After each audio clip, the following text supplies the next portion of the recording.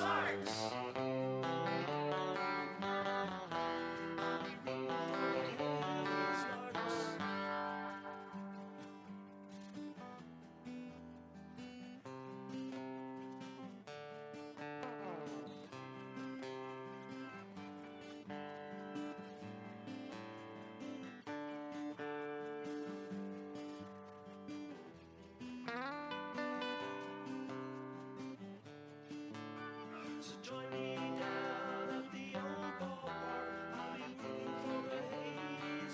Hey, Larks!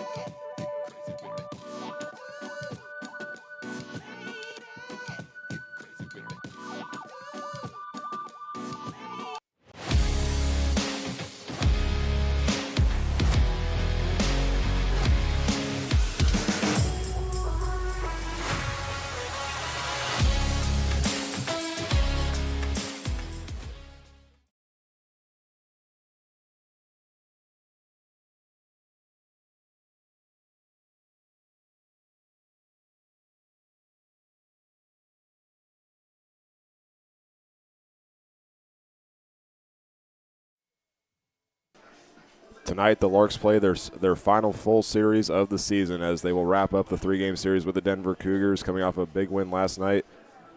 And they'll be looking to improve to 28-4-1 on the season. As we welcome you into the pregame show, my name is Hank Corsair, and alongside me is Eli Blankenship.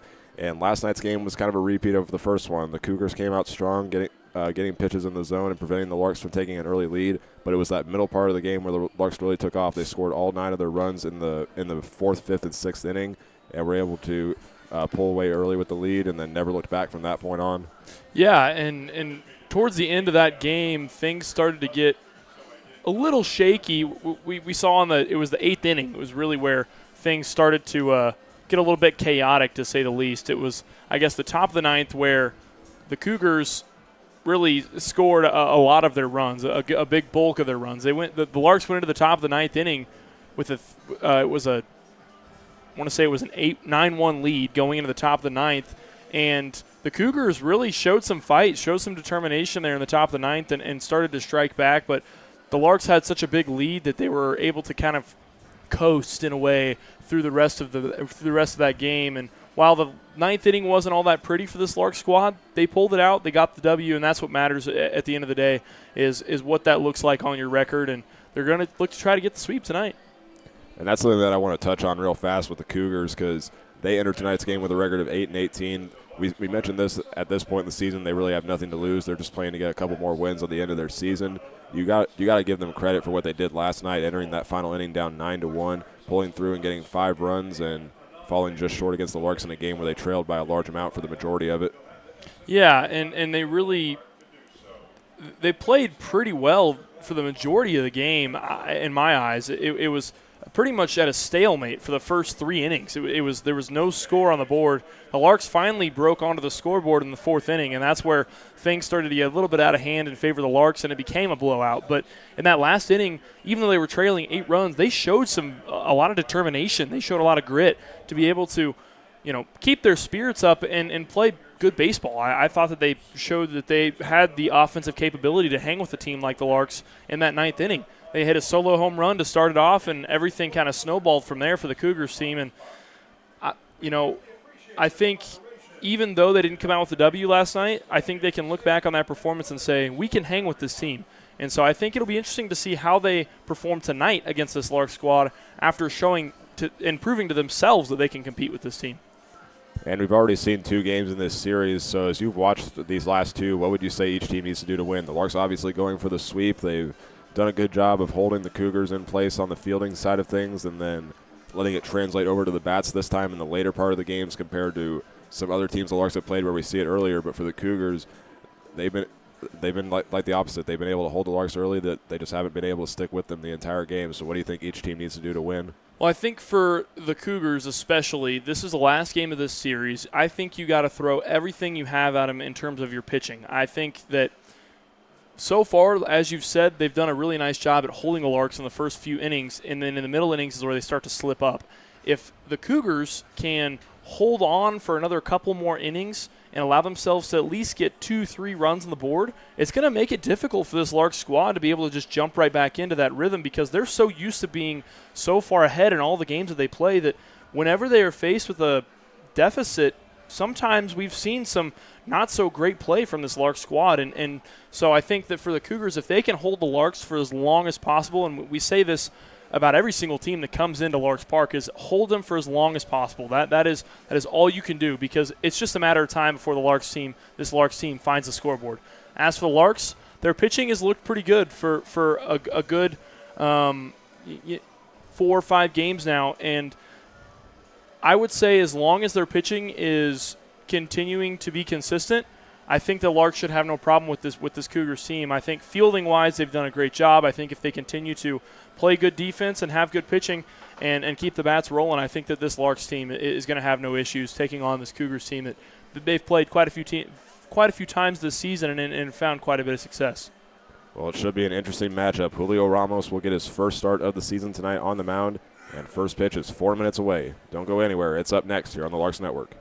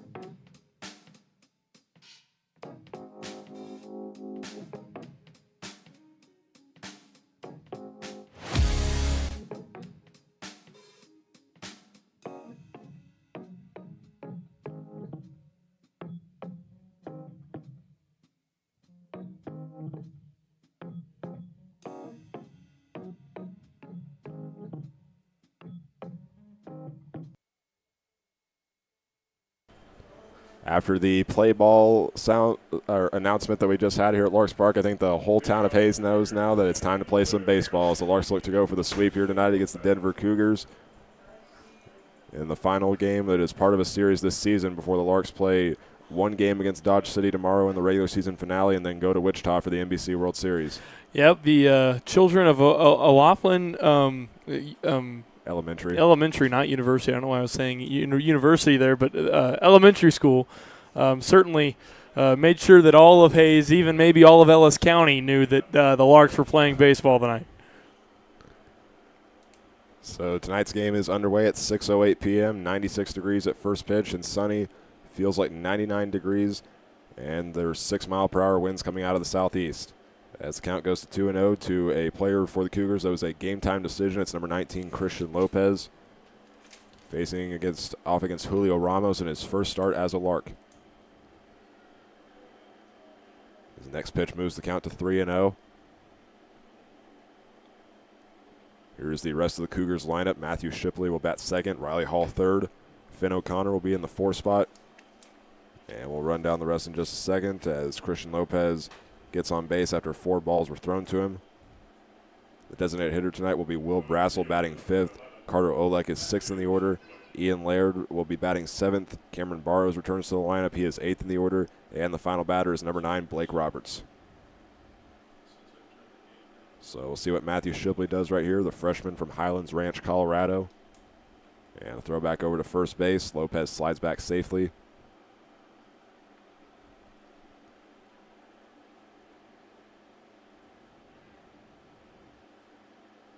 Ramos gets set to deliver the first pitch. It's on the way, and it gets in the zone for strike 1.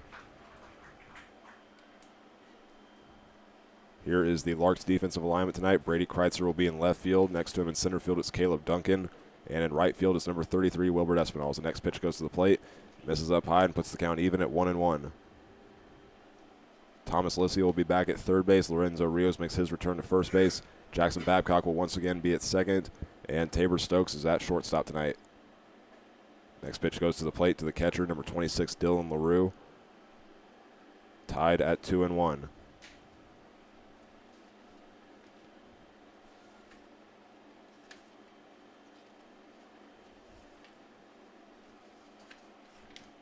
Ramos gets set and delivers. And he finds that one in the zone. Count goes to 2-2. Our umpires for tonight feature Coleman Westhoff behind the plate. And in the field is Zach Goldberg, who was the home plate umpire in last night's game. Another one goes up high as LaRue has to come out of his stance. It's a full count to Matthew Shipley. Started last night's game 0 for 3, but got back-to-back base hits in his last 2 appearances. And now we'll face a payoff pitch. Here it comes, and it's going to be popped up, and it's going to go out of play. And now we'll await the 7th pitch of the at-bat from Julio Ramos in his first start of the season. He's made 11 appearances coming into tonight's game. All those have been in the later parts as he's got a 1-1 record with 2 saves. It is interesting because Ramos is typically a player who is kind of a relief pitcher and or a closer for this Larks squad. And the Larks get a strikeout right there to Shipley on the outside. Swing and a miss. They were almost able to get Christian Lopez at first on a double play, but he slides back safely. But now there's one away. That takes us now to number 25, Riley Hall.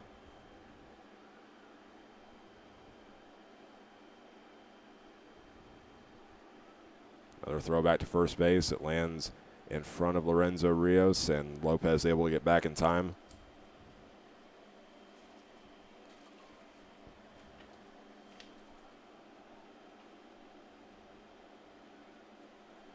Another throw, and he's safe once again.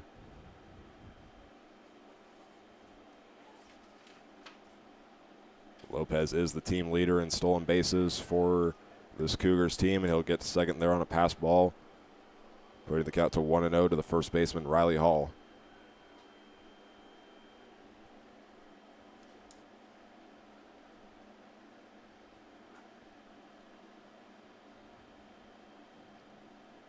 Right side of the Larks infield, playing close to the grass with Babcock and Rios. And this one gets fouled back into the net. Camera shakes, but He's been doing well here for the end of the regular season, counting 1-1.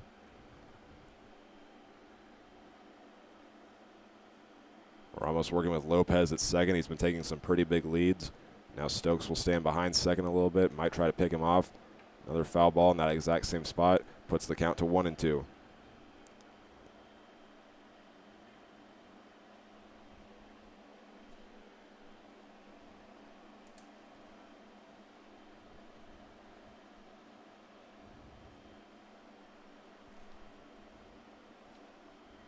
Ramos looks back to second, kicks and deals, and that one misses up high, putting an even count at 2-2.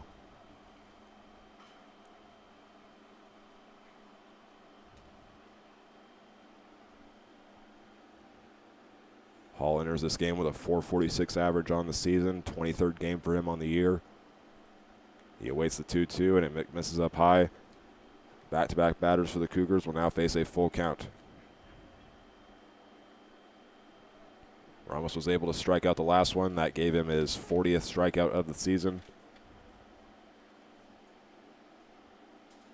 And he'll deliver the pitch as Lopez runs over to third base. He'll throw down, and that one almost had the chance for a tag, just a little bit in front of the plate, or in front of the bag. And that one will be ruled as a walk as Riley Hall goes over to first base.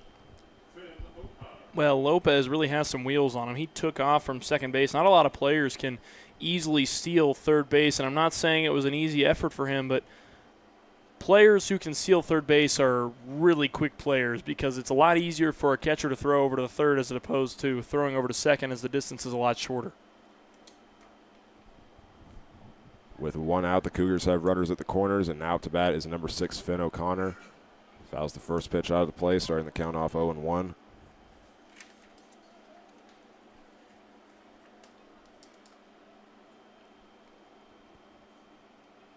O'Connor's a sophomore that's originally from Denver, Colorado. Just played this last season at Monterey Peninsula, but will be transferring to Western Oregon next season. He'll put this one in play over to Tabor Stokes. Double play opportunity to Babcock. Back over to Rios. And not just not in time. Very close play over at first base, but it does bring home a run for the Cougars. They strike first here in Game 3. That's what they needed to do, is get on the scoreboard early, start to build up a little bit of a lead. That way it puts the pressure on the Larks in order to kind of cause the Larks to have to play from behind. It's not something that they're always used to doing.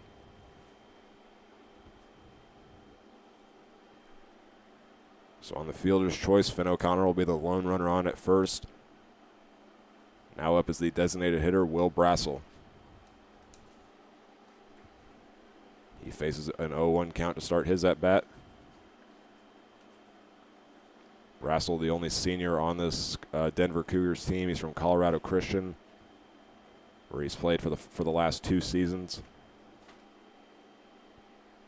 Faces an even 1-1 count.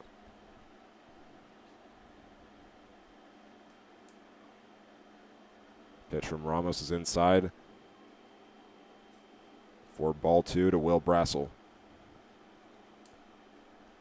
For the Cougars after Brassel, it'll be Carter Olek and then Ian Laird.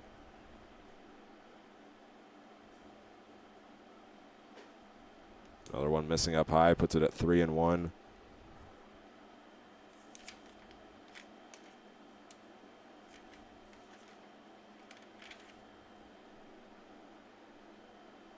O'Connor will take a short lead over at first base. And a swing and a miss puts another full count on the board in this inning.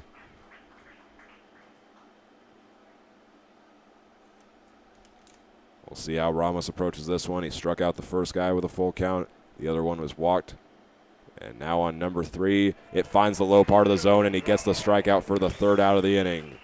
The Cougars, however, do strike first in the top of the first. After Christian Lopez walked on 4 straight balls to start the game, he would be brought home on a fielder's choice RBI by Finn O'Connor. And we'll see how the Larks respond when we come back here on the Larks Network.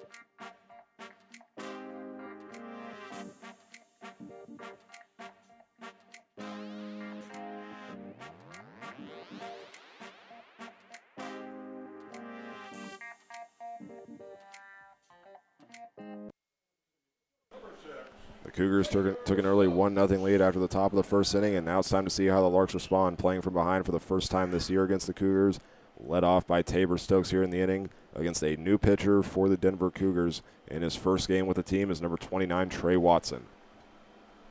It's always interesting to get to see some of these players this late in the season where they're just kind of late pickups to the team that you really don't know what to expect. It's a team that's trying to look to improve their squad for maybe the coming years, and when you pick up a player this late in the season, this is a little bit of a trial run in a sense for some of these players, because some of these players may end up coming back to their team next season, and so this is maybe a little bit of almost a tryout in a way per se for the coming seasons, and it kind of adds a different element that we don't get to see, because typically when you look at like college baseball, especially college baseball, you can't just transfer mid-season. It doesn't work that way. And so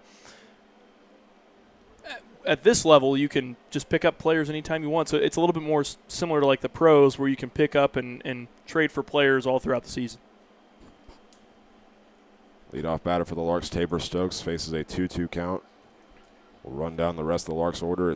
After this, it's Trent Baker, followed by Jackson Babcock, Wilbert Espinal, Brady Kreitzer, Dylan LaRue, Thomas Lissy, Caleb Duncan, and Lorenzo Rios. Another one gets fouled out of play, keeping the count at 2-2 to Tabor Stokes. Returning to the lineup tonight after serving as the courtesy runner for the catcher Paul Smith in last night's game.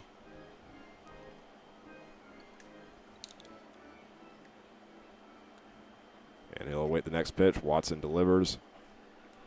And they're going to say that one catches the outside corner of the plate. And one away to start the inning.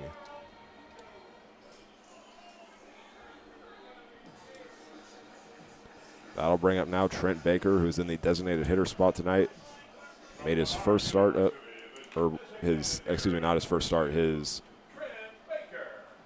fourth start of the season in last night's game, where he pitched the first 5 innings against the Cougars, making his return to the lineup tonight. He had a really nice outing last night on the mound. He only allowed 1 run in his 5 innings that he pitched. I mean, man, it was a great outing and a great showing from Trent Baker. Baker will start with an 0-1 count. And here's a look at the Denver Cougars defensive alignment. In left field is number 11, Matthew Shipley. The center fielder tonight is number 19, Christian Lopez. And in right field, they have number 9, Blake Roberts. As Baker will now have to fight back on an 0-2 count. Cougars will also have Ian Laird playing third base. Over at first, number 25, Riley Hall.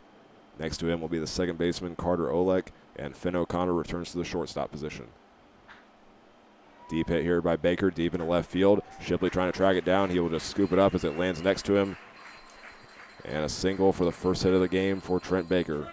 It's a great knock from Trent Baker. I thought that ball was going to go further than it did. That sounded like it really had a lot of power behind it, just hearing the crack off the bat. I mean, I could hear that pretty loud and clearly up here with my headset on. I don't normally get to hear the crack of the bat up here up in the press box. So that was a hard knock from Trent Baker, and a well-earned base hit there. That'll take us now to the second baseman, Jackson Babcock.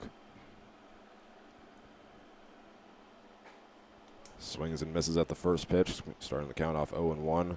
Well, Babcock wanted all of that one. He was swinging out, guns a-blazing on that first pitch. Didn't quite get a piece of it, but, man, that was a good-looking swing there from Babcock. Watson taking his time. The pitch goes to the plate, and it fouls off the top of the net. Count now 0-2 to the freshman out of League City, Texas.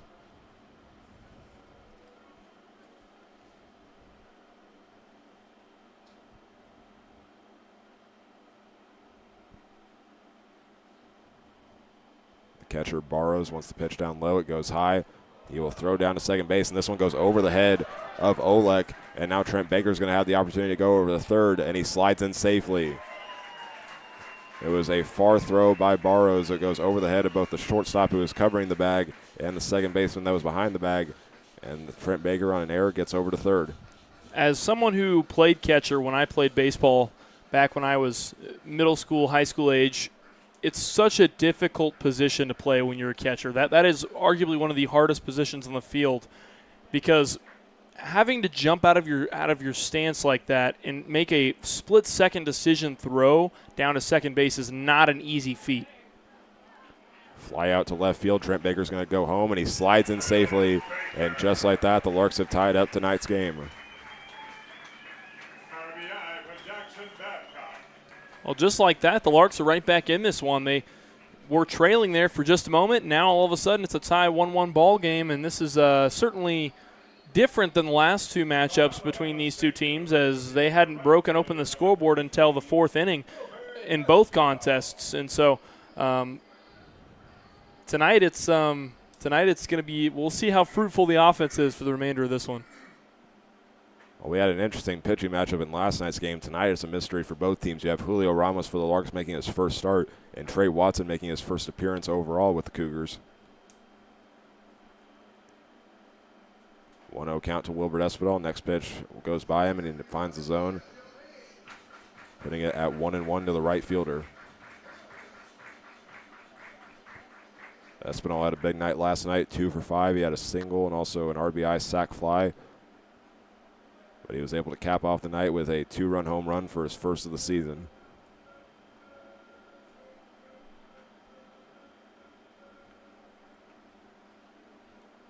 The pitch to untie the count, and it just misses the zone, putting Espinal ahead with 3 balls.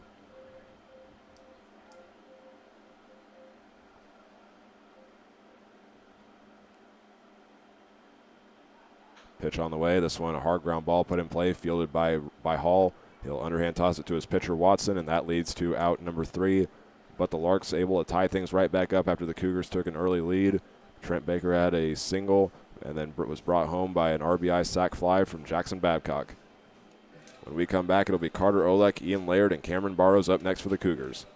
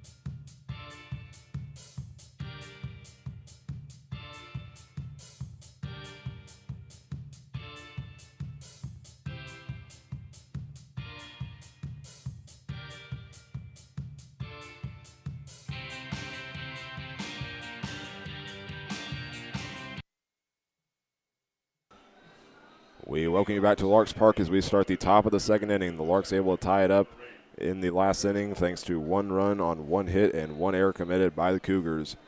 And now they go back to work on defense as Carter Olek leads things off in the inning, still facing off against Julio Ramos in his first start with the Larks.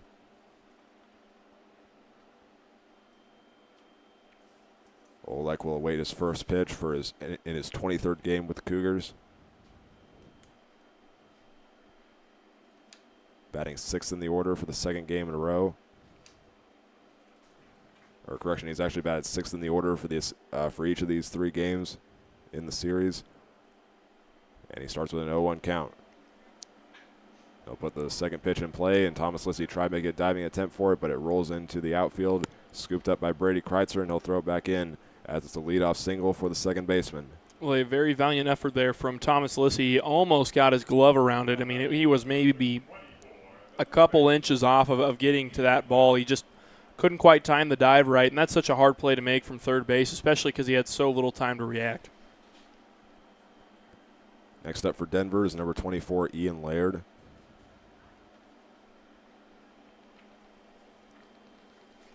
As Olek will take a lead off first, the pitch goes to the plate, and it'll be fouled out of play into the parking lot of doom, starting with an 0-1 count. This part of the lineup is back-to-back players batting from Dakota Wesleyan University. Both Laird and Olek are also natives of Minnesota. Laird is from Minneapolis, where he was a high school all-star MVP and also a first-team all-city selection.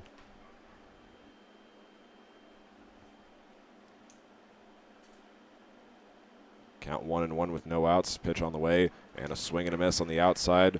And there's 2 strikes for Julio Ramos, and will now look for his third punch out of the night.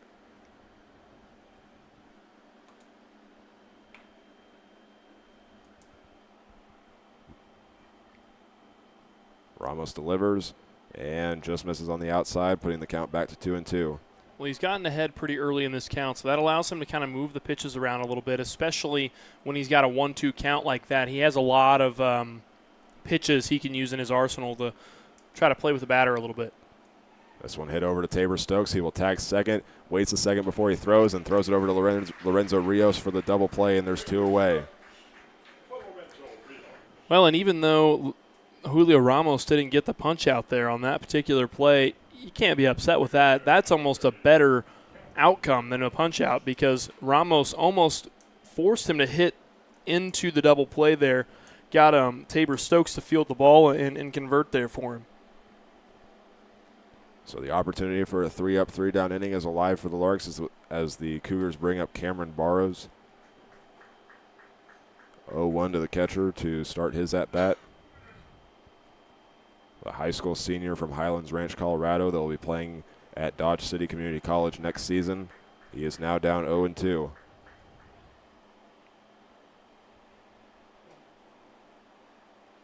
Ramos slows down his motion, pitch on the way, swing and a miss, and there it is, the third punch out on the day for the New Mexico State commit, Julio Ramos, as the Larks go 3-up, 3-down that inning. After the Cougars got a single, they turn the double play and Julio Ramos gets his third punch out of the night. We'll go now to the bottom of the second. Brady Kreitzer leads things off up next.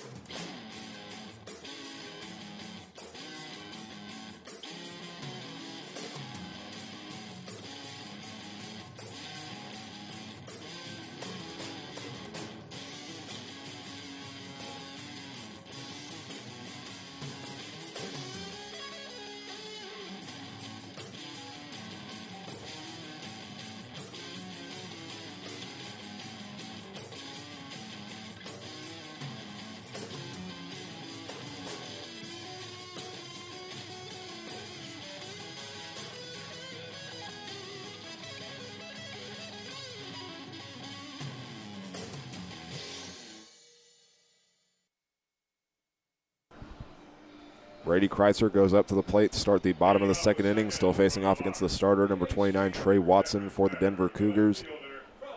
As the Larks look to get their first lead. And the inning starts with an 0-1 count to the left fielder from Fort Hays State.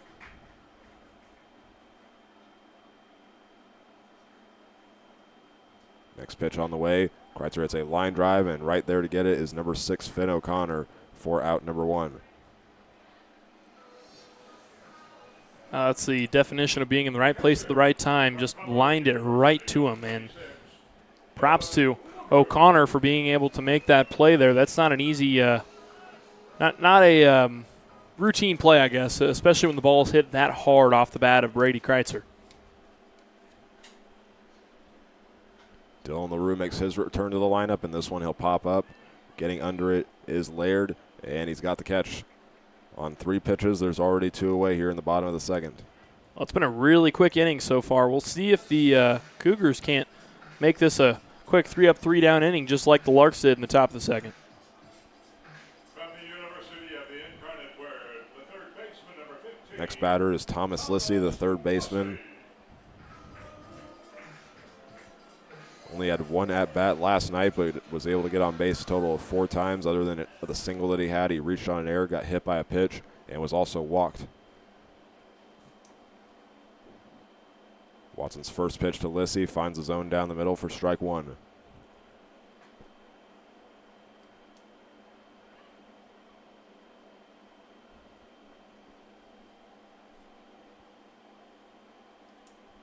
I'll put the next one outside for ball 1 as Lissy leaves it out there.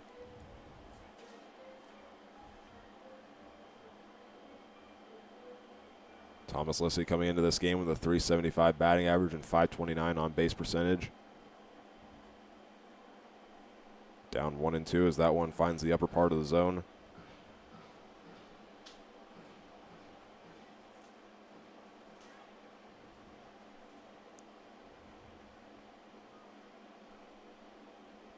Barrows wants the ball down the middle. That one goes a little bit high and inside. As Lissy will fight back 2-2.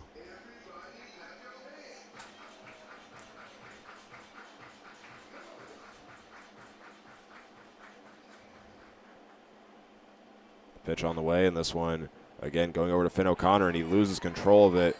It will roll past him, and on an error, Thomas Lissy is at first base. Well, not exactly the way that Lissy thought he was going to reach base on that particular at-bat for him, but he'll take it. A base is a base in baseball. The second error of the night from the Denver Cougars. Now we'll see if the Larks can get a 2-out rally going as Caleb Duncan returns to the 8-hole spot. It's a bit surprising to see the Cougars already have 2 errors in this game because the last couple games they've been actually playing pretty clean baseball. They've really minimized the amount of errors that they've had. This one gets away on a wild pitch from Barrows. And Lissy now occupies second base.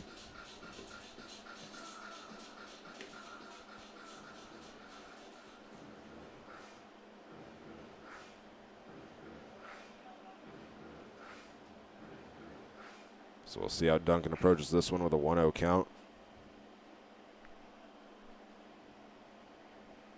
He had an RBI double and a single in last night's game. And he's now ahead 2-0.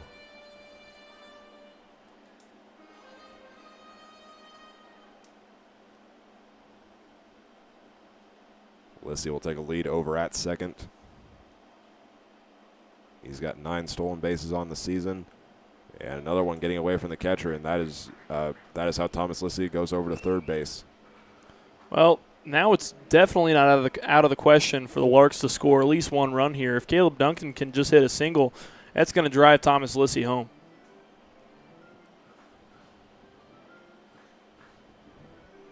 Three balls in the count now to Caleb Duncan.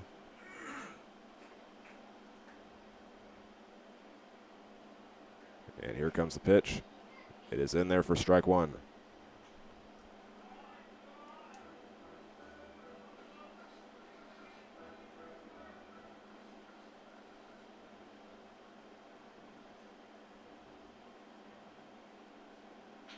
Duncan will put this one in play on the 3-1 count, fielded by O'Connor, and he will get the throw down over to first base.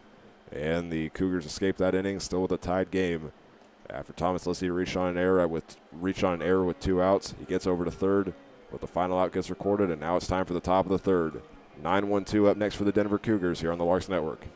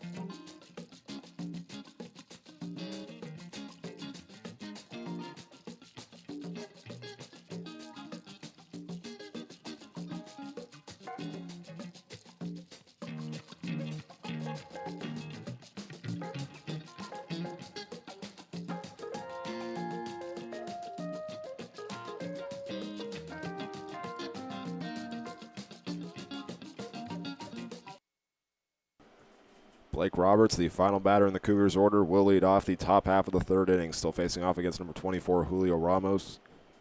He's had a solid day so far through his first two innings. 3 strikeouts for him in the game. Only 1 hit and 1 run given up. And he starts the inning with a 0-1 count to Blake Roberts.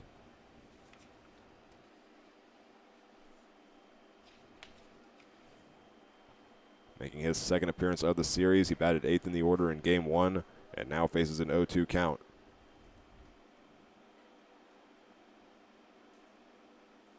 Roberts enters with 11 hits on the season and 13 games played with the Cougars. He's a sophomore out of Monterey Peninsula, and on the 0-2 count, that one will miss outside for ball 1.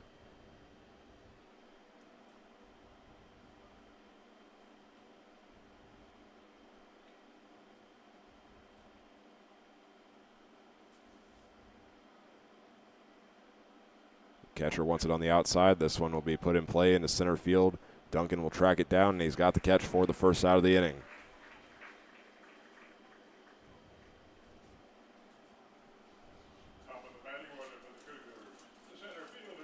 So the Cougars now go back to the top of their order here in the third inning with Christian Lopez leading things off. He was walked on 4 straight balls to start the game, and he was the first run to score tonight for the Cougars as well.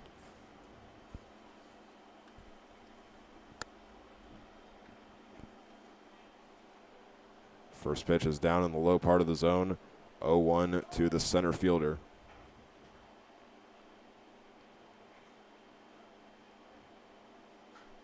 A foul off the next pitch, now down 0-2.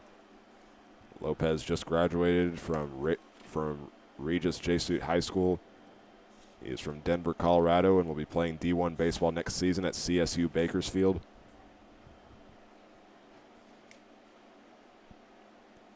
And Ramos will send the 0-2 to the plate. It's a ground ball over to Lorenzo Rios, who will tell Ramos to stay back, and he will tag first base for the second out of the inning. It'll be interesting to see how Christian Lopez continues to perform this game. He probably hasn't had the start to this game that he was hoping he would, but we haven't seen him at all this series, so this is a player that we haven't really gotten to see much, and I'll be really curious to see how he does tonight. Yeah, he was a game-time decision. If it wasn't him, it would have been number 15, Dylan Whitfield, returning to the game once again, but they decided to start Christian Lopez tonight as they originally planned to. 0-1 count now to Matthew Shipley. And he'll get his first balls. That one is inside.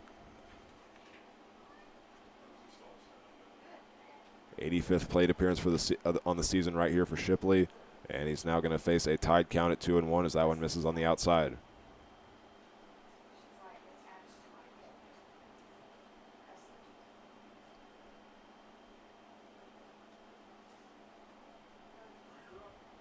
Larks infield again, playing close to the grass in the outfield as this one's put in play. It goes foul, and there's 2 strikes in the count now to the left fielder out of UC Colorado Springs.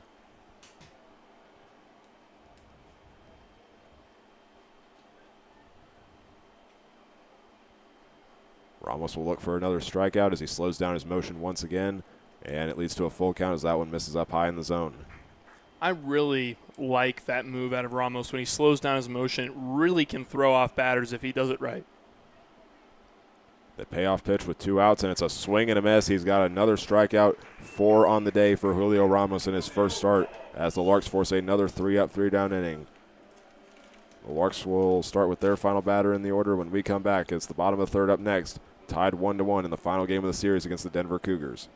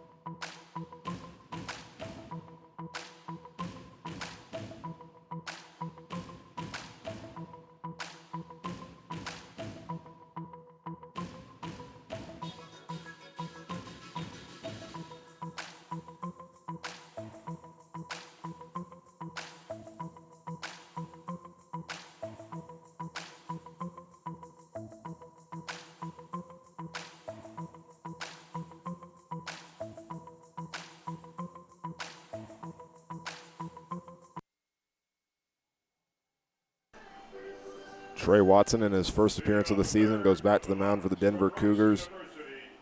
Just like the Larks in the third inning, he's going to face batters 9-1-2 as Lorenzo Rios is up to bat.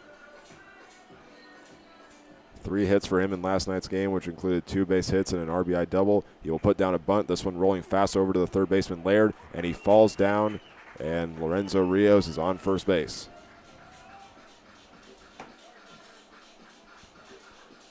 Not a bad way to start the inning for the Larks, as it's always good to get some runners on the board to progress around the base paths and allow them to kind of stay in the mind of their opponent. Larks go back to the top of their order with Tabor Stokes.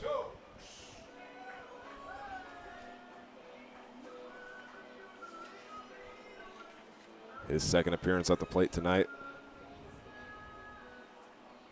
Stokes looking to get a hit right here and extend his lead in that category for the Larks. He enters tonight with 43 on the season. And he'll pop this one up, going out of play.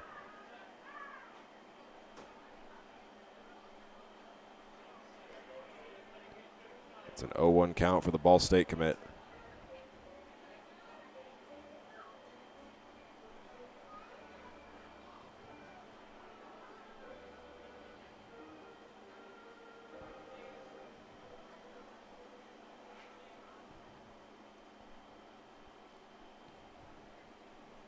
Trey Watson gets set, pitch on the way. This one a fly ball into center field. Lopez running after it, and he will be the one to make the catch in right center field. And that leads to out number 1. Well, the wind certainly is not as much of a factor tonight as it has been the last 2 games. The last 2 nights it's been whipping out of left field, and it's been kind of a crosswind. Tonight I still see the flagpole going from left to right field, but it doesn't look as though the wind is as strong as it has been the last couple nights.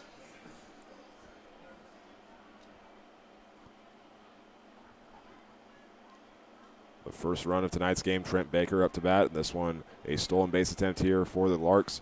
And Lorenzo Rios is at second. Well, don't be fooled by Lorenzo Rios. He might be a catcher. He might play first base for the Larks, but, man, that guy's got some wheels on him. You could see right there he took off, and there was no chance he wasn't making it to that base. Steal number 9 on the season for for Lorenzo Rios.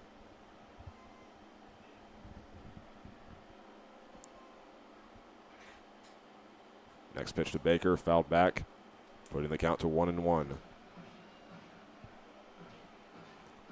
Well, Hank, I think your tightening of the mount on the camera has certainly done us some real justice for our camera. We haven't really had to go down and adjust it in quite some time, and we've had quite a few balls go back into the net too, and the camera's stayed alive. So I've been impressed. Hit goes back up the middle to Watson. He will just run over to first, give an underhand toss to Riley Hall, and that's out number 2. Well, it was smart of Watson, good baseball awareness to look back at Rios on second base to make sure that he stays there and to hold him on to second base. And it wasn't 100% necessary to do that, but it made sure that Rios wasn't going anywhere. He kept him on that base, and now he's got 2 outs with a runner on second as opposed to 2 outs with the runner on third.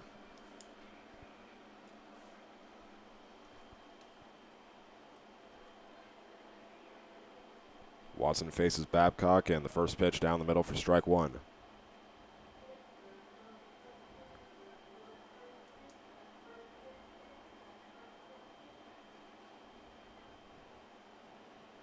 We'll see what Babcock does right here. Was 2 for 5 last night in his first hit tonight. He flew out to left field, but it was enough to bring Trent Baker home for the first run, and now he's got an opportunity to get another RBI. This one's going to go down the right field line, and Lorenzo Rios will cross home plate as Babcock stops at second base. Well, that is a heck of an RBI double if I've ever seen one. That was a good-looking hit there from Jackson Babcock. Lined that one straight down the first base line and was able to get that pretty much right into the corner, right where you see the 319 on the foul pole. And that was a hard throw to be able to gun him down at second base. They had no chance to get him there. So an RBI double for Jackson Babcock, and Lorenzo Rios turned on the afterburners and was able to make his way all the way from second base all the way to home. first lead of the day for the Larks, and now Wilbert Espinal to bat. He hits this one into center field, and this one's going to land in front of Lopez, and running in home is Jackson Babcock. After he gets an RBI, he's brought home by an RBI from Wilbert Espinal. Well, treat others as you would like to be treated, I guess, is a way to describe that one for Jackson Babcock. Got himself an RBI double right before that, and then was able to be driven in. Now the Larks have got themselves a 2-run lead here in the bottom of the third, and I'm seeing some Hank Corsair magic from this Larks squad at the beginning of this game. 0-1 count now to the left fielder Brady Kreitzer. He was the leadoff batter in the previous inning for the Larks. We'll see what he does right here with 2 outs.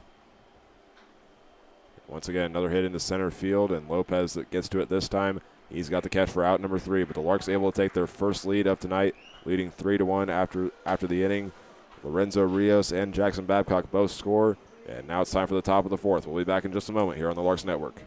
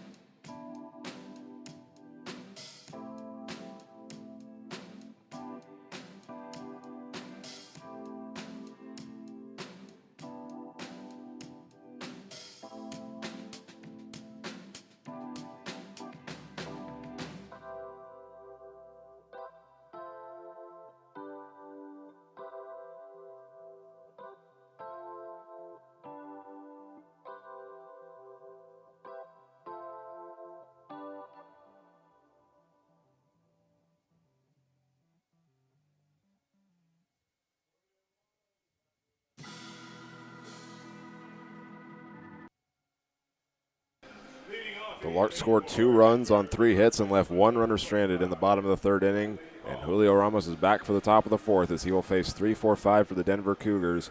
And now it's Eli Blankenship's turn to call the next 3 innings of tonight's game. Well, thanks, Hank. The Larks so far have kept up the offense in these first 3 innings. They lead at 3-1. Here in the top of the 4th inning, it's Julio Ramos on the mound. He's got 4 strikeouts on the night.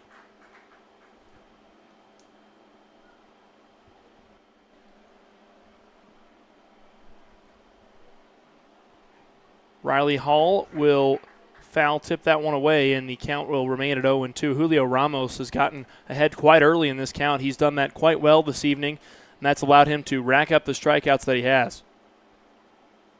Ramos kicks and deals. That pitch goes in the dirt. Stopped by Dylan LaRue. He's been doing a solid job in his first start, and at this point in the season where the Larks, they've secured the RMBL title, they're headed to the NBC World Series. These are the types of games where you want to start guys like Julio to give them experience for any type of situation that you might run into down in Wichita. I think one thing about tonight is Julio Ramos is proving his versatility. He can be a starter, and he can also be a relief pitcher. We've seen him do it all now. The 1-2 swung on and missed by Riley Hall. He'll go down swinging. Strikeout number 5 on the night for Julio Ramos here in the top of the 4th inning. He's putting him in those high parts of the zone, trying to get the Cougars to swing, and it's worked for him really well tonight. That'll bring up the shortstop, number 6, Finn O'Connor.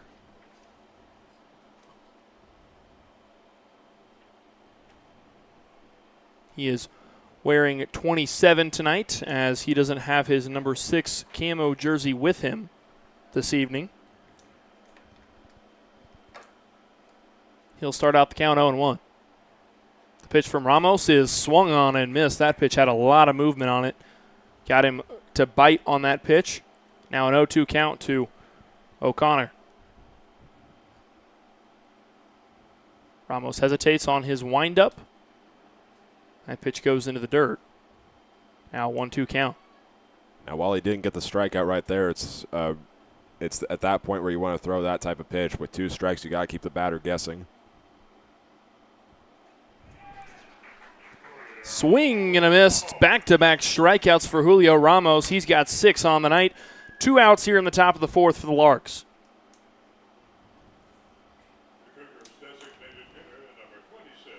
Something that makes that pitch so successful for Ramos is even if he misses the hesitation strikeout, I guess I should say, on the pitch beforehand, now the batter's timing is completely off for the pitch after that. And so whether he ends up striking him out on that pitch or not, the next pitch is just as effective because the batter's trying to re-time himself in his head off of Julio Ramos' windup. The 0-1. That pitch hit foul down the first baseline. It's the second baseman, the designated hitter, Will Brassel, number 26, up to the plate. He will start off the count 0-2. Ramos pitching out of the full windup. He kicks and deals. That pitch hit down the first base line, fielded by Rios, who steps on first base to make the play for the 3rd out of the inning.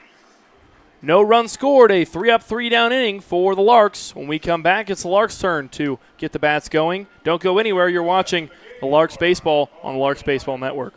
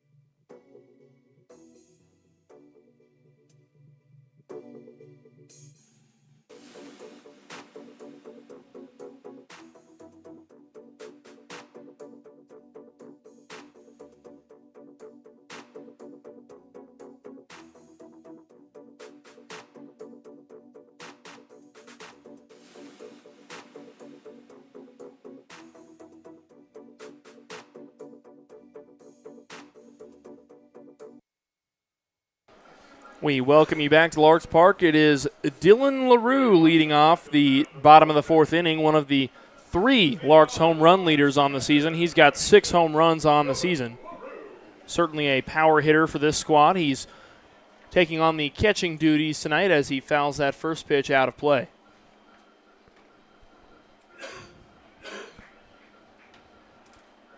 LaRue.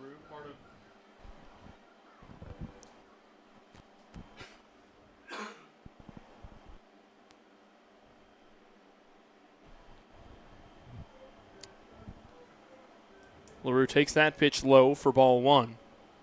Now 1-1 count to LaRue.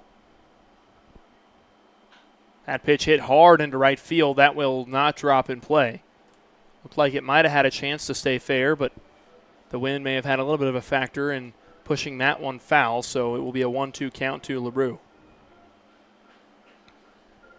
LaRue, part of the 3-man catching rotation that they have going on this team between LaRue, Rios, and Smith. The 1-2 is swung on and missed. That is strikeout number 2 on the outing for Trey Watson. The third baseman, number 15. That'll bring up number 15, the third baseman, Thomas Lissy. He will come up to the plate after reaching base in his last at-bat.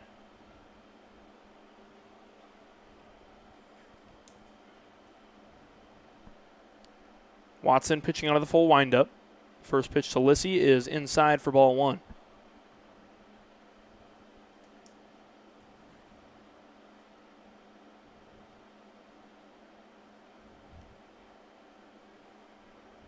The 1-0. That pitch high for ball 2.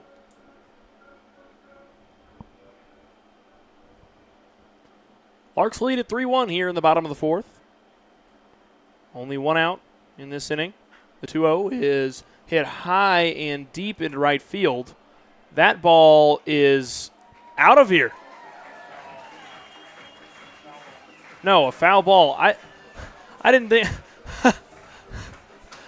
I thought it was gone too, based on where the right fielder Blake Roberts was standing. But as did I. But the ball must have gone way foul, and he just gave up on it because he knew it was going foul. It looked like it had a chance to go, and I was like, I lost the ball once it got high in the sky, so I didn't call it as it was going to be a home run because I had no idea. That was such a weird play there. Certainly some oomph behind that swing there from Thomas Lissy. The 2-1 to Lissy. That pitch inside on Lissy. He had to jump out of the way in order to not be hit by that pitch. And now it's a 3-1 count to Thomas Lissy. It'll be Trey Watson, the one going to have to battle back now.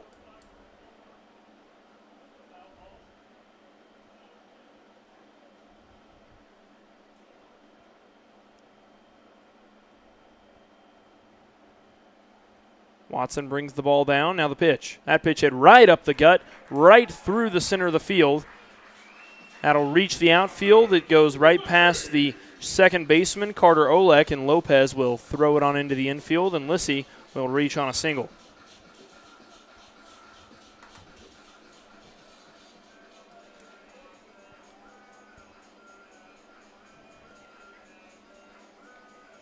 The center fielder, number 12, Caleb Duncan. That'll bring up the Wichita State center fielder, number 12, Caleb Duncan. He's been a pretty impactful player for this Larks squad since joining the team. He swings to the first pitch. That pitch goes deep into right field, backing up and out of here. A 2-run blast from Caleb Duncan. The Larks break open the scoring. They lead it 5-1.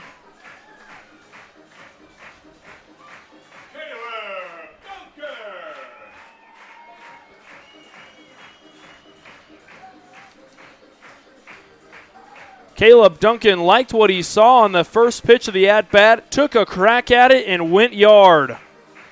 And there was no question about it this time. He hit it right into right center field, and he's got another home run on the year for him. That is number 3. The first baseman, number 21. Well, I didn't get to see Caleb Duncan ride his horse back into the dugout, as it looked like they just kind of ignored him is what they did. I don't know if you've seen that before in the majors where they the entire dugout ignores the home run, and then they just don't even react to it. And then when he gets in the dugout, he'll like put away his stuff, and he's just like, like he's so confused because nobody's like, celebrating, and then all of a sudden they just like storm him at the end. It's kind of funny. That's what they did for Jack Caglione, one of his first home runs, as they did that for one of his runs with the Royals. So it's kind of funny to get to see that. But it looks like that's what just happened with Caleb Duncan. So a nice 2-run homer for him. The Larks now lead it with a 4-run lead here in the bottom of the 4th inning. And we apologize. It looks like our celebration cam is frozen tonight, so that's why we're unable to show Caleb Duncan riding the horse into the dugout. Up to the plate now is the bottom of the order for the Larks. It's Lorenzo Rios. He starts the count at 1-2. Watson pitching out of the full windup. He gets Rios to swing and miss at that pitch. That is strikeout number 3 on the outing for Watson. 2 down now in the bottom of the 4th. Larks lead at 5-1. Brings up the top of the order with number 6, the shortstop, Tabor Stokes.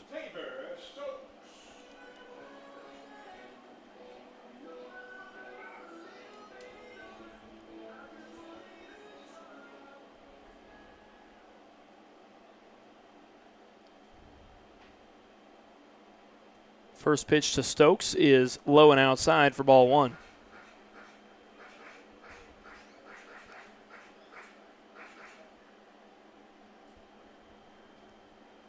The 1-0 is swung on and missed by Tabor Stokes.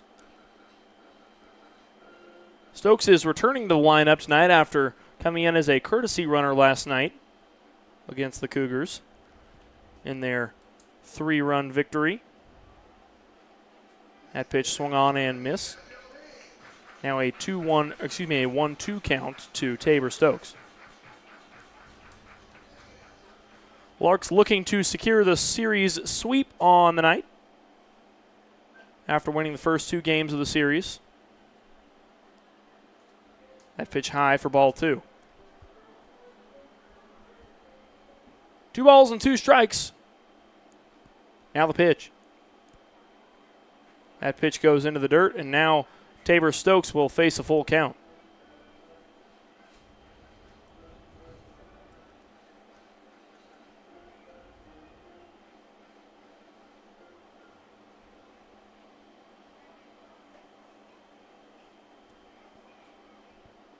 The payoff pitch for Watson. That pitch hit into right field. It'll drop into play, and Tabor Stokes has himself a single here in the bottom of the 4th. Stokes continuing to show off his plate discipline right there, and there was the gap that we've seen a few times throughout this series between the second baseman and the first baseman, able to hit it there, and he keeps the inning alive. That'll bring up the designated hitter on the night, Trent Baker. He was a pitcher in last night's matchup against the Cougars.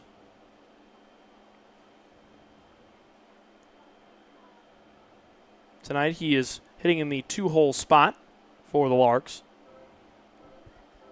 Stokes will slide back into first.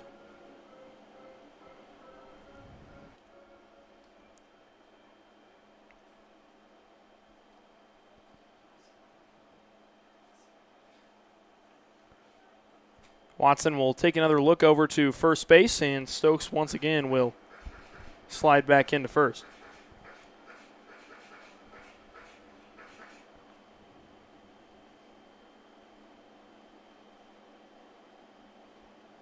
Now the first pitch of the at-bat to Baker. They pitch a ball. Stokes will make his way to second. A stolen base for Stokes.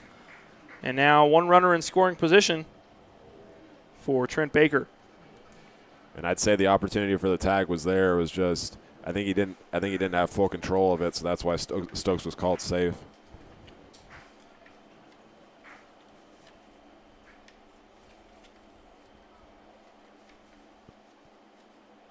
Now a 1-0 count to Tabor Stokes. That pitch outside for ball 2.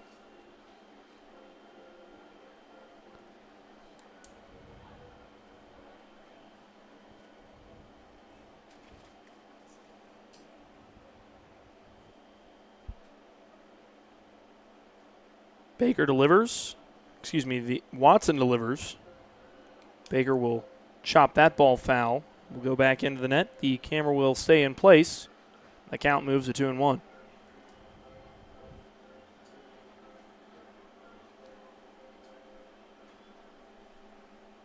Two balls and 1 strike to Trent Baker. 2 outs here in the bottom of the 4th. The pitch. That pitch hit high into the air into far right field. That ball will go out of play.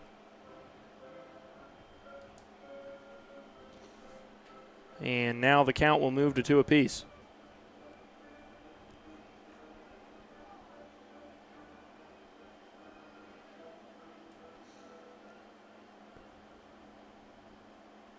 The umpire signals a 2-2 count.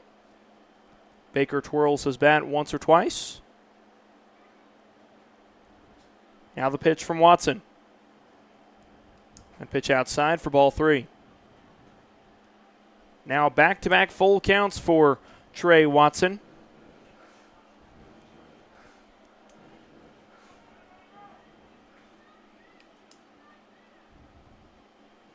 Payoff pitch on the way. That pitch hit foul. Goes back behind both the catcher and the umpire and hits into the pads behind home plate. Baker checks on the umpire, makes sure he's okay. Baker can hit all over the field, so he's got some opportunities right here. They still have that gap between Olek and Hall on the right side of the infield, and then the large gap between Lopez and Shipley out in the outfield. Full count to Baker. That pitch hit into right field. Backing up is Roberts. That ball will drop right onto the Next Tech sign. Baker is hauling. My goodness. An RBI triple for Trent Baker. What a knock from him. That ball nailed the Next Tech logo out in right field, right next to the 319 numbers on that right field foul pole. And Baker knew as soon as that ball hit the wall and Roberts wasn't able to get his glove on it that he was going to take off. So he will reach third base. And now the Larks lead it by 5 as they have a lead of 6-1. And like you said, Roberts just couldn't get there in time, but what made it a triple there for Trent Baker was it took a bounce right off the base of the wall and then rolled back into the infield as he was already running after it from the angle that he was. It was that shift of motion for Roberts that took extra time for him to be able to grab the ball and throw it back into the infield, which allowed Trent Baker to reach third base, and now that brings up Jackson Babcock, the second baseman, hitting in the 3-hole spot for the Larks tonight. Babcock normally plays first base for the Larks, but he has filled the shoes of C.J. Reed, who is not in the lineup tonight.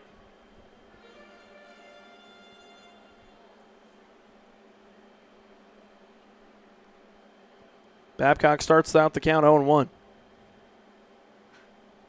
That pitch hit into left field. It will go out of play and will land behind the Larks bullpen.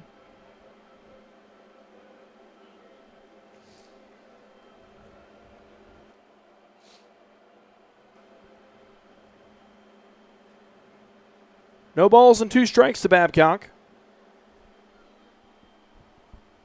The pitch.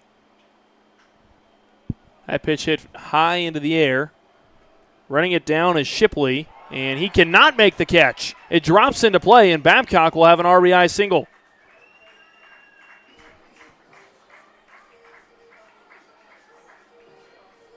Larks now lead by 6 runs. It's a 4-run 4th inning, and what has been quite the 2-out rally here. A 7-1 lead for the Larks will bring up the right fielder, number 33, Wilbert Espinal.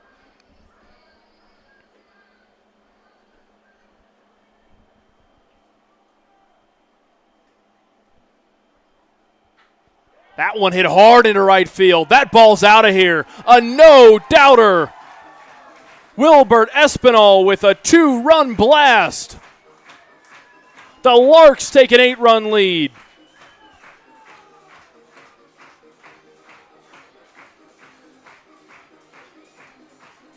Clear the bases, ride the horse. Wilbert Espinal. Now there is a difference tonight in how this game started, but once again, once that 4th inning hits, the Larks start to read the pitching from the Cougars a little bit better, and they just take off from that point on. The cup of ice flies. Espinal rides his horse, and all of a sudden the Larks lead at 9-1 in the bottom of the 4th.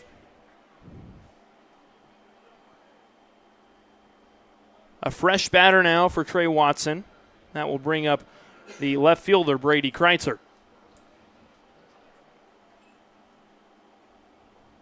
Kreitzer starts out the count 0-1. That pitch low for ball 1. And we'll see how he can read Watson right here. He's the only batter in the Larks order that's been at the plate for 3 straight innings now.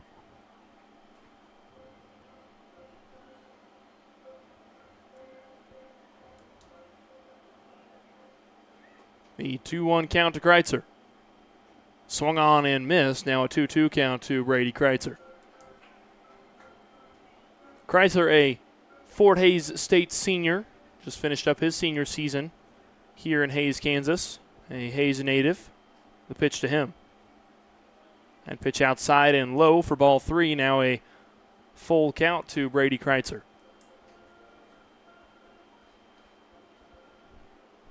The payoff pitch from Watson. Pitch goes low and in the dirt. Kreitzer will make his way down to first. It's a base on balls for Brady Kreitzer, and the woes for Trey Watson will continue here in the bottom of the 4th.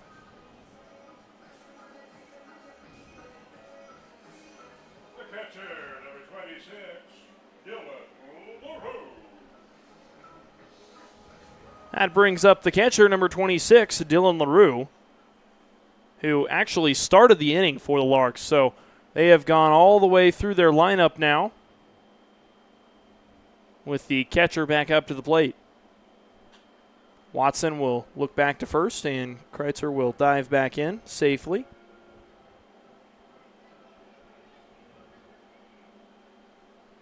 Watson pitching out of the stretch now. The first pitch to LaRue is inside for ball 1.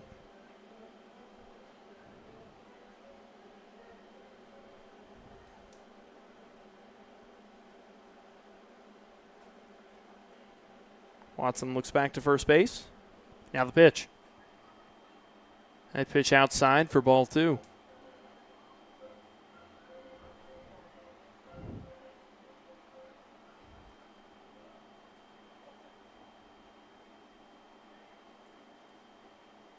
The 2-0.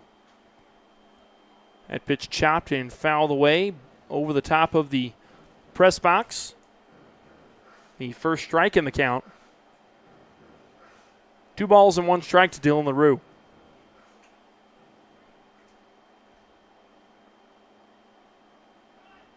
The pitch. Kreitzer will run to second. Doesn't even need to slide in as there was no throw attempt from Ethan Jackson.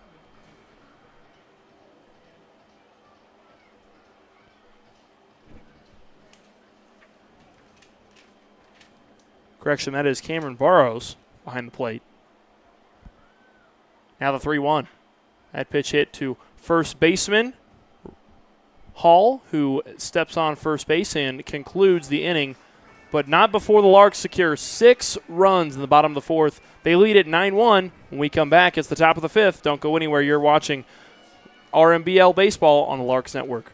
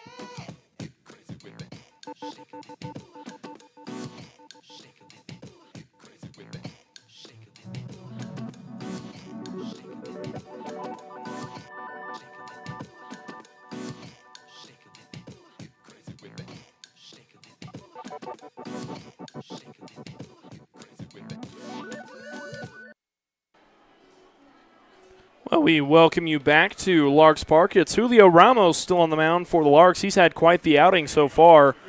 He's got 6 strikeouts across the first 4 innings of play. Only allowed 1 run on 1 hit.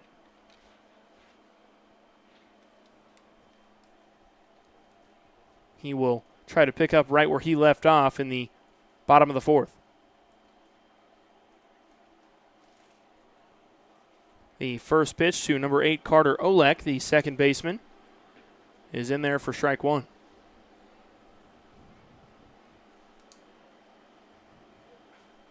That pitch fouled away.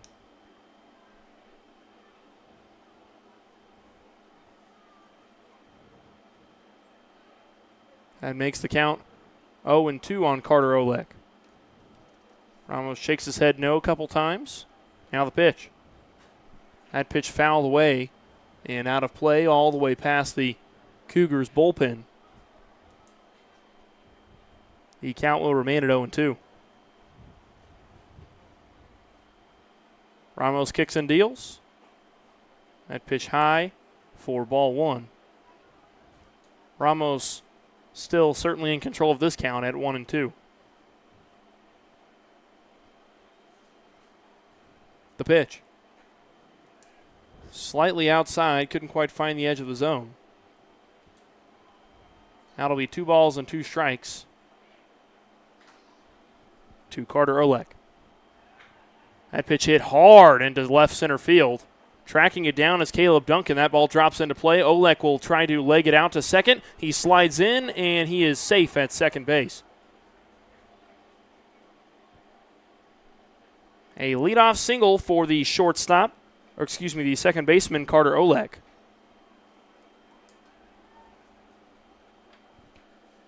And that brings up Ian Laird, the third baseman, wearing number 24 tonight for the Denver Cougars.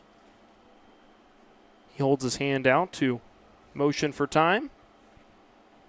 Now Ramos ready to deliver the first pitch. That pitch hit into right field. Backing up is Wilbert Espinal. Espinal's there to make the catch. That will advance the second baseman, Carter Olek, to third base. And now it's 1 out with a runner on third for the catcher, number 30, Cameron Barrows.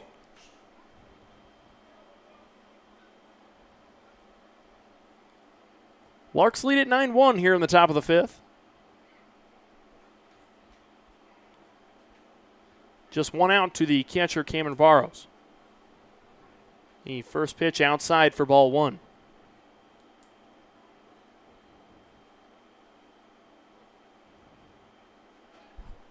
That pitch fouled way out of play. Ramos continuing to hold on to his rhythm of pitching. He's been pretty quick and precise about his speed in between pitches. That pitch in the dirt for ball two.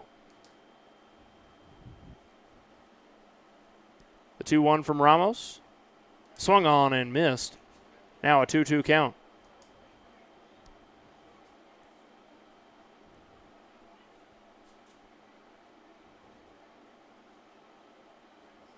Ramos kicks and deals. Got him looking. A backwards K for Julio Ramos. Strikeout number 7 on the night. He's just continuing to find the corners, and it's worked for him all night. He's getting another strikeout, and just one more retires the side. It has been a masterclass in pitching so far from Julio Ramos today against the Cougars, as he makes his first start as a Hayes Lark.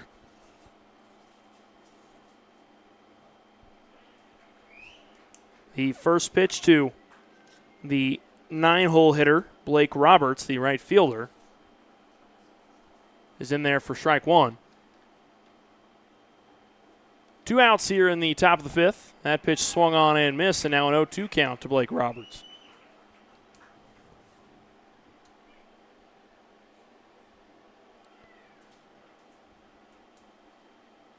Ramos pitching out of the full windup with a runner on third. The 0-2. That pitch hit into center field. Tracking it down is Duncan. He takes off. His hat flies off, and he makes the catch to end the inning. 7 total strikeouts for Julio Ramos so far. It's been a masterclass from him. We'll see if he can keep it up when he comes back out on the field next. But before that, it's the Larks' turn to get the bats going in the bottom of the fifth when we come back here on the Larks Network.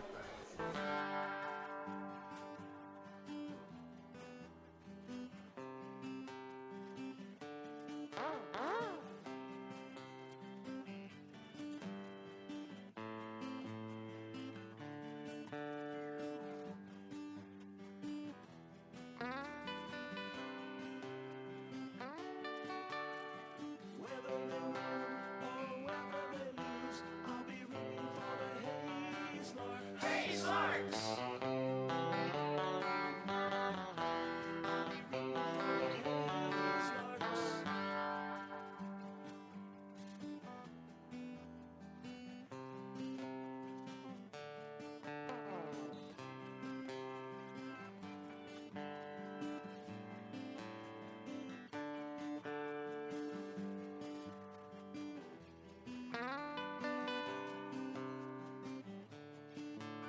So join me down at the old ballpark. I'll be rooting for the Hayes Larks. Hayes Larks! Join me down at the old ballpark. I'll be rooting for the Hayes Larks. Hayes Larks!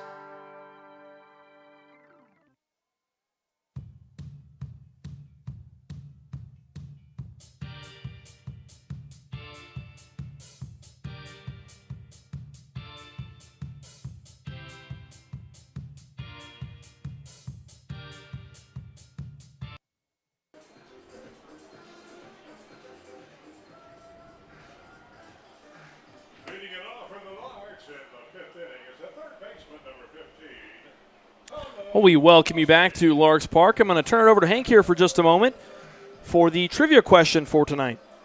I figured this would be a good one since Julio Ramos is making his first start on the mound. It's sort of related to it, you could say. The question is, how many different Larks players who aren't listed as pitchers have pitched at least once this season?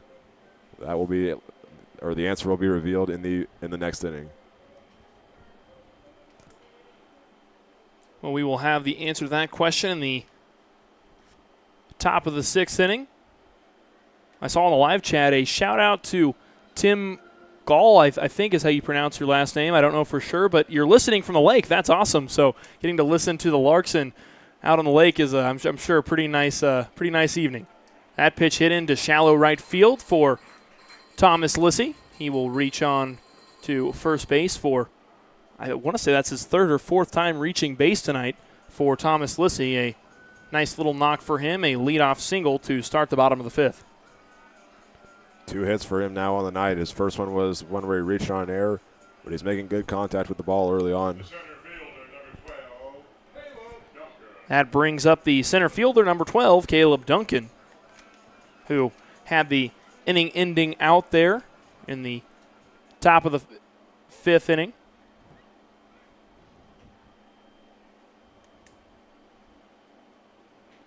First pitch to Duncan was swung on and missed. Duncan had a first pitch home run, 2-run home run, I guess I should say. I believe last inning. Is that correct? The 4th inning. Yeah, that was the last inning. So last inning he had a first pitch 2-run homer where he saw the first pitch and just got every little bit of it and just barreled the ball and sent an absolute moonshot to right field. The 0-1 to Duncan. I looked at my scorebook and thought that was a couple innings ago, but I had to use the 5th inning slot for the 4th inning because the Larks had 10 batters that inning. Yeah, they got all the way through their lineup. That Dylan LaRue actually got to be up to the plate twice, along with, I think, one other batter in the Larks lineup. And so it was quite a productive inning, to say the least. They scored six runs in the bottom of the 4th. It'll be an 0-2 count to Caleb Duncan after fouling that last pitch out of play. The 0-2 misses the zone for ball 1. The Larks currently lead at 9-1 here in the bottom of the 5th inning. They certainly have the potential to secure a run rule victory here this evening. That pitch hit right up the gut, straight to shortstop O'Connor, who was able to secure the out at second base, but the throw was not in time over to first, so Caleb Duncan will reach first base on a fielder's choice. The first baseman, number 21, Lorenzo Rios. That brings up the first baseman, number 21, Lorenzo Rios, who, as we've mentioned before, plays all over the field for this Larks squad. And don't be fooled that he might just be a catcher or a first baseman. This guy's got wheels on him.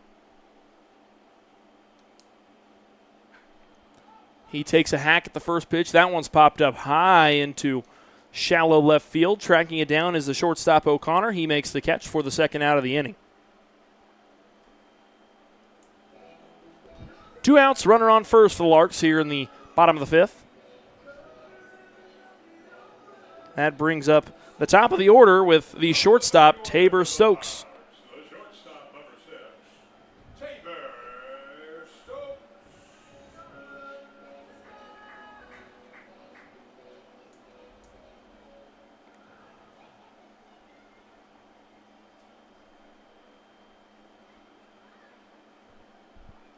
Watson fires the first pitch to Stokes. That finds the edge of the zone for strike 1.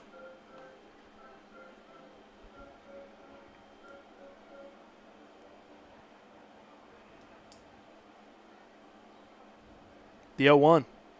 That pitch hit hard to the shortstop, Finn O'Connor, who snags that ball before it's able to drop into play and secures the 3rd out of the inning. When we come back, it's the top of the 6th and the answer to the trivia question. Don't go anywhere. You're listening to Larks Baseball on the Larks Network.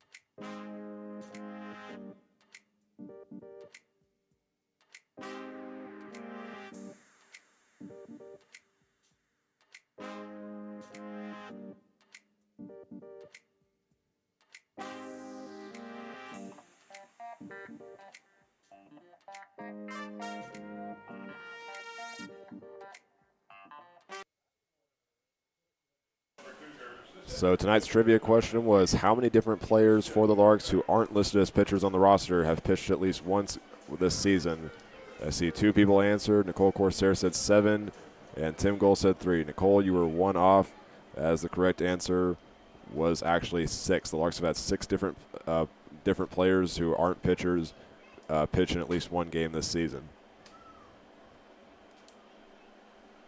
Well, speaking of pitchers, we have a pitching change here in the top of the 6th inning. It is Ryan Hanks, number 19, into the ball game, the right-hander out of Blinn Community College and native of Cypress, Texas. He starts the count against the top of the order for the Cougars. A 1-1 count to Lopez. That pitch high for ball 2. Lopez, someone we haven't seen in this series yet, making his first appearance in the lineup in the series against the Larks. He's playing center field and leading off for the Cougars. 3-1 count to Christian Lopez.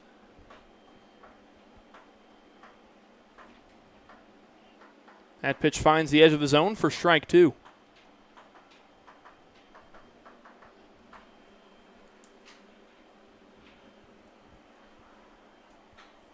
Payoff pitch hit hard into left center field. Tracking it down was Espinal. His hat flies off. He's there and grabs the ball. He'll throw it in, and it'll be a leadoff double for Christian Lopez.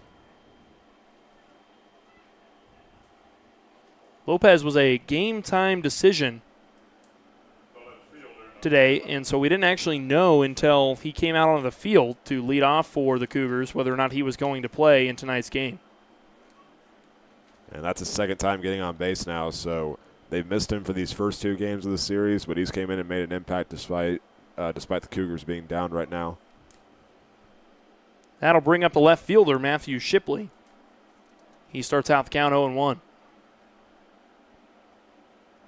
Hanks looks back to second. Fires the pitch into the batter Shipley. That pitch outside for ball 1.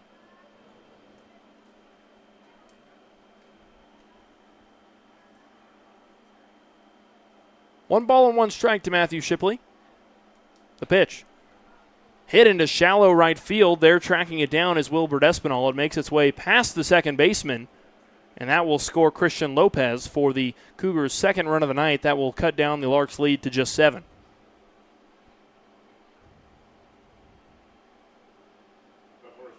And again, we're seeing them put up the fight in these situations where they might be close to a run rule situation. They're just going to try to put up runs and avoid that, even though they put themselves in this tough situation.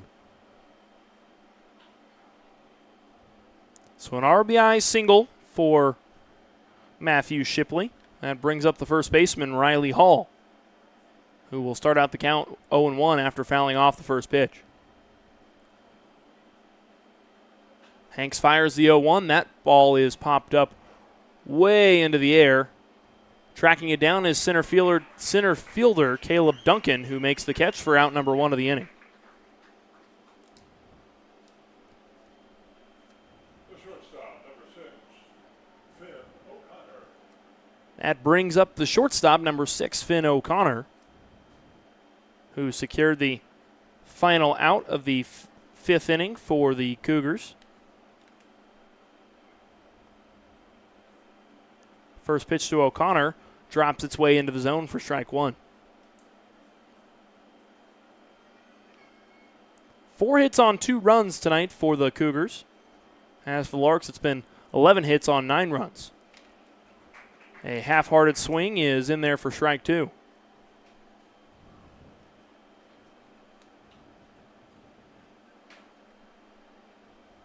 The 0-2 to O'Connor.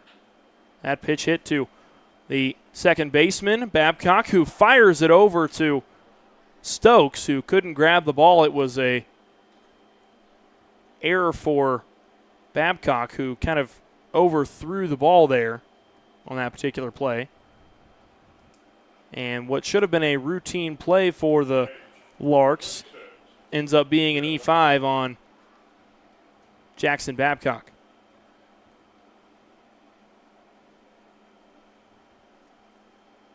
Runners on first and second. That brings up the designated hitter, Will Brassel, for the Cougars. He'll start out the count 1-0.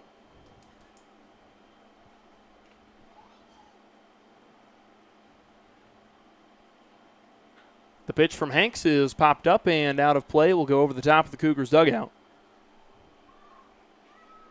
Count moves to 1-1.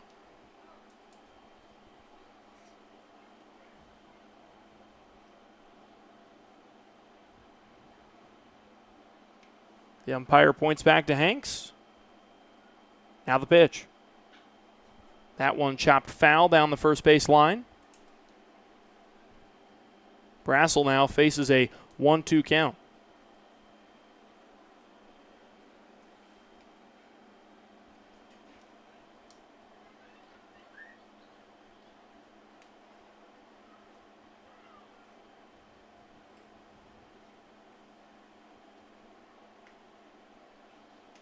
Hanks takes a look back to second. Now the pitch. That pitch high, pretty much at head level for Will Brassel, who is a pretty tall guy. The designated hitter for the night. The 2-2. Swung on and missed for the first strikeout of the night for Ryan Hanks. Out number 2 of the inning. The Cougars still with runners on first and second. That brings up the second baseman, number 8, Carter Oleg.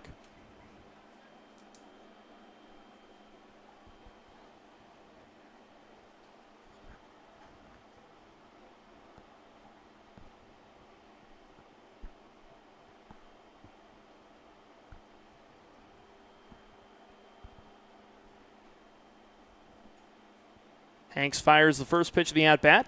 That pitch misses the outside of the zone for ball 1.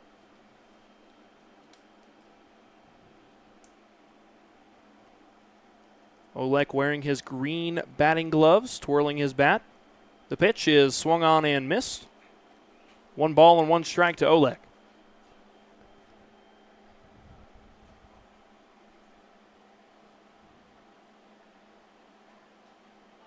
Larks wearing their kind of throwback uniforms. They've got their kind of off-white colored, cream-colored uniforms. That pitch chopped to Tabor Stokes, who touches second, throws it over to first, and a not needed double play, but I guess a double play for pride for the Larks here in the top of the 6th inning. And when we come back, it's the bottom of the 6th, and the Larks' turn to see if they can't put some more runs on the board.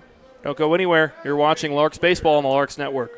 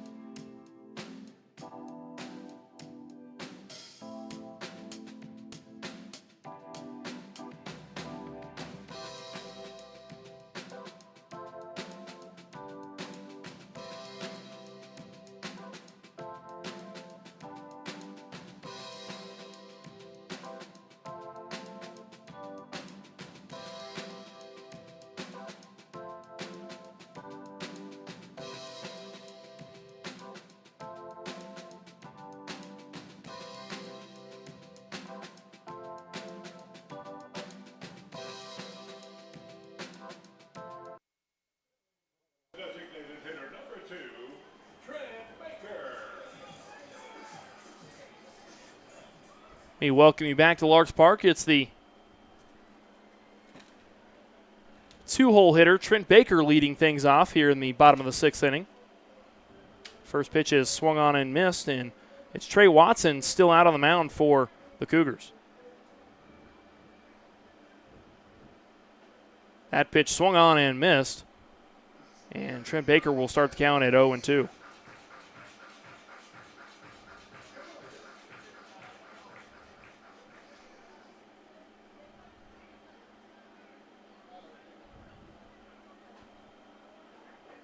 The 0-2 misses the zone. Catcher Burrows thought that was a strikeout for sure, but Trent Baker will get to remain at the dish for at least one more pitch, the 1-2. Swung on and missed, a strikeout for Trey Watson. Strikeout number 4 for him. He's had a bit of a rough go in the last couple innings. He had a 6-run 4th inning and a 2-run 3rd inning, which really broke open the scoring for the Larks. And you pointed it out to me. Something I'm surprised about is they are still currently not warming anybody up in the bullpen. It certainly is a surprise, although you wonder if they're kind of just cutting their losses here and trying to save the rest of their pitchers for the remainder of the season. That brings up the second baseman for the night, Jackson Babcock. He starts out the count 1-0. That pitch inside for the second ball of the count.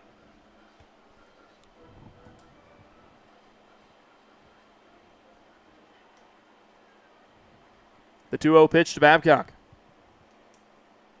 Pitch finds the inside corner of the zone. 2 balls and 1 strike to Babcock. Pitch on the way from Watson.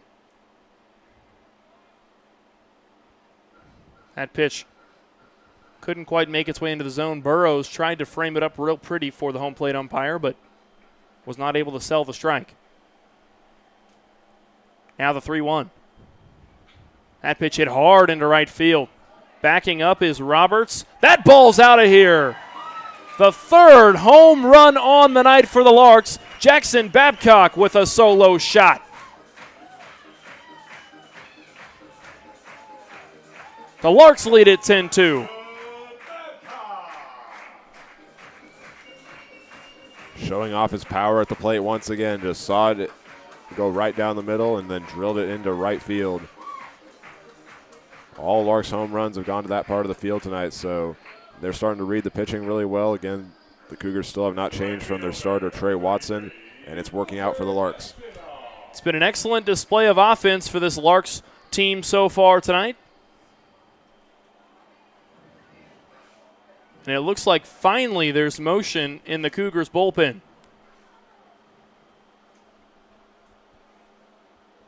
That brings up the right fielder who's also hit a home run on the night. This is Wilbert Espinal. He starts the count 1-1. The pitch from Watson is fielded by the first baseman Hall. He will step on first base and secure the second out of the inning. And that pitcher that's currently warming up for the Cougars, a little bit tough to tell, but to me it looks like they're warming up number 5, Jackson Carvajal. So we'll see how much longer they decide to keep Watson in the game. It'll be interesting to see how, exactly. It's interesting to see how long they'll keep him in the game. I was expecting he would have been pulled by last inning, I thought, for sure. But he's still in the ball game, and I think at this point it's just coming down to less of the score and more of conserving his arm. That brings up the Fort Hays State senior, Brady Kreitzer. He'll start out the count 1-1. The pitch from Watson. Pitch low for ball 2.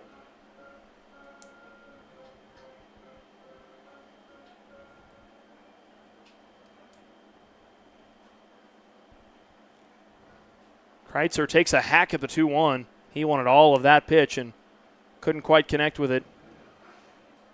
Count now sits at 2 balls and 2 strikes.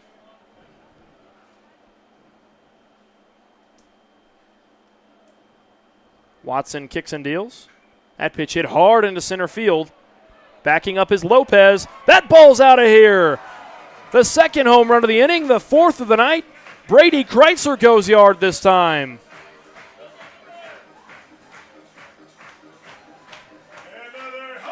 The Larks take a 9-run lead. They're up 11-2. The 45th home run of the season for the Larks. Ken Winholtz just announced over the PA that is the 45th home run of the year for the Larks. Hank says 46. That is home run number 7 on the year for Brady Kreitzer. He is the new home run leader on this Larks squad, a player who wasn't even planning on playing the whole season with this team. And that brings up the former home run leader, who he was in a 3-way tie with, Dylan LaRue. He will start out the count 0-2.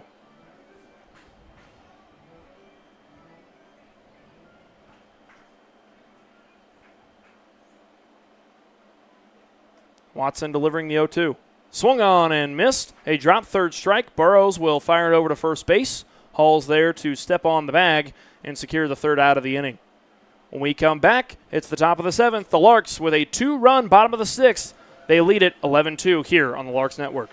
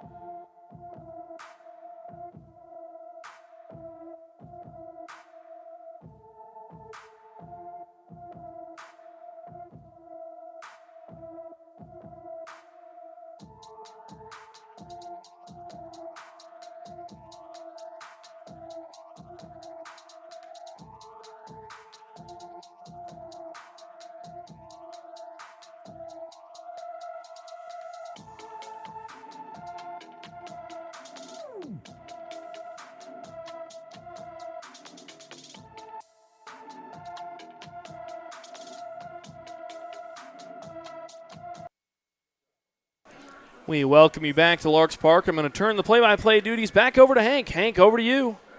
Thank you, Eli. Once again, the Larks come up big in the middle part of the game. 8 runs through the 4th, 5th, and 6th inning, leading 8-2 as we start the top of the 7th. It is the bottom third of the Denver order up now with Ian Laird, number 24, facing off still against the relief pitcher Ryan Hanks.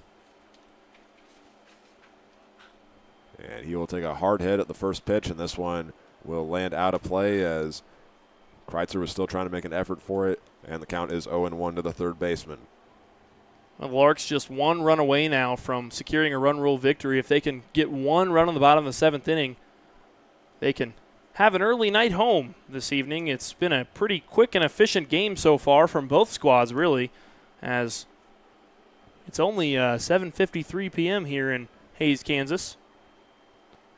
And if it's a run rule, Denver's got a long drive ahead of them. They'll be back pretty early.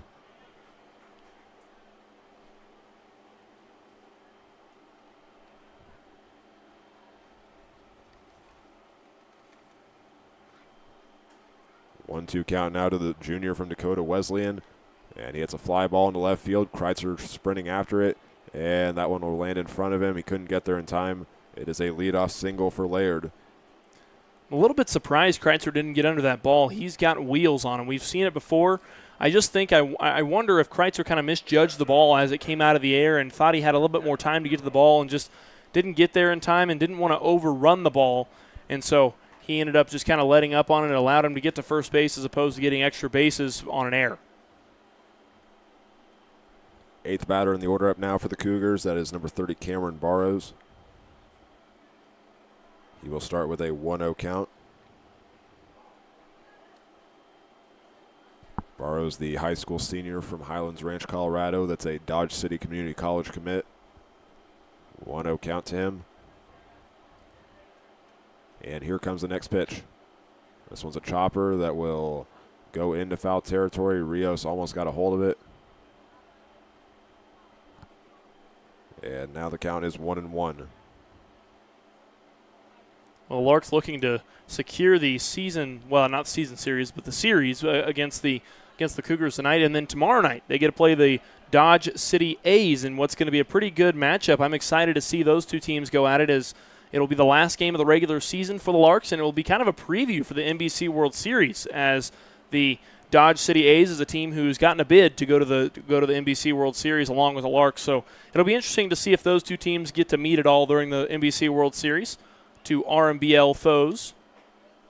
It'll be interesting to see for sure. And a reminder to Larks fans, we will be covering the NBC World Series here on the YouTube channel. However, it will be an audio-only stream. If you want to watch the game, you can do so on the NBC World Series channel. As that one gets fouled back, we will read off the Larks pool play games real fast. They will be in Pool A this season, and they will be the inaugural game of the 91st Annual NBC World Series. In 4 days, they will play at 6 p.m. against the Seattle Blackfins. Then after that, their other 2 games in pool play include a 6 p.m. first pitch on July 26th.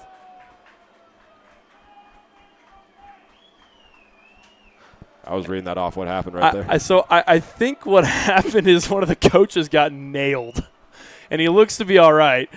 I don't know if he fell over, if it hit him in the chest and he fell over. I looked over there at the last second, and all of a sudden I saw a coach laying on the ground in the dugout. So he looks to be all right, but he points over to the batter and tells him to put it in play next time. That was the Larks pitching coach, Keith Harper. He's okay. The Larks faithful had quite the reaction, too. I just heard a collective, oh, all at once, and I look over, and all of a sudden I see a pitching coach on the ground after he's normally sitting in a lawn chair over there on the end of the dugout, so he's kind of in the danger zone as he's not behind the fence. And a strikeout right there for Ryan Hanks against Cameron Barrows, and I guess Keith Harper could probably get an evil laugh in right there as one of his pitchers gets another strikeout against the batter that hit the ball his direction. Well, back to the NBC World Series. I'm really excited that we get a chance to cover it. A big thank you to the NBC World Series for letting us do that, and we are absolutely thrilled to be able to do that. Hank and I are kind of secretly hoping we get a midnight game or something. We kind of want to try some baseball around the clock a little bit. we know that the players probably aren't looking forward to it, but us personally, we're super excited. So we're really excited that we get an opportunity to cover it, and hopefully we'll maybe see a back-to-back from the Larks this year. This one's put in play as Stokes almost made a diving attempt for it. Blake Roberts gets the hit right there and moves over to first base, and Ian Laird over to second. But Eli, I'm going to burst your bubble right here. The Larks games are all about at the same time. So they said that the Seattle Blackfins game will be a 6 o'clock first pitch. It's the first game of the entire World Series. 2 days later, the Larks will have another 6 o'clock first pitch. That one is during round-the-clock baseball. They will take on the Oklahoma MVP. And then on July 28th, they will have an 8:30 first pitch against the Lone Star Kraken. So we will provide coverage of that game for you guys. It will be audio only. And if you want to watch the coverage of the game, you can tune in over to the NBC YouTube channel. And Hank's been working on a little graphic for you guys for our NBC World Series. It'll be we'll have batting orders. We'll have we'll still have our live scoreboard as well that we normally have on all of our streams. And so it'll be kind of a similar style in terms of the way that we keep track of score and the way that we operate, but it'll just be a little bit different in the sense that all you'll be able to hear is the audio. You won't be able to see the visual. And I see a comment there in the live chat. Is the NBC World Series broadcast through their website or how to get to it? We'd love to have the visual and listen to the Larks audio. So I think, to my knowledge, it's on the YouTube channel. Is that correct? For free. You don't have to buy like a pay-per-view like thing. It's just available for free on YouTube. So the Cougars were actually able to score a run on that last play. A bunt single from Christian Lopez was able to get Ian Laird home. Score is now 3-11. And now Keith Harper will have a meeting with Ryan Hanks, and Jordan Stribling is coming out to the mound. And he will be the new pitcher into the game. And I saw a question earlier on the live chat about our trivia question tonight. I was able to gather the names. We said that there were 6 Larks pitchers who have pitched that aren't listed as pitchers on the roster. Those guys are Tabor Stokes, Lane Sparks, Lorenzo Rios, Paul Smith, Jackson Babcock, and Caleb Duncan. So Jordan Stribling will be the new pitcher into the game. We'll be back in just a moment here on the Larks Network.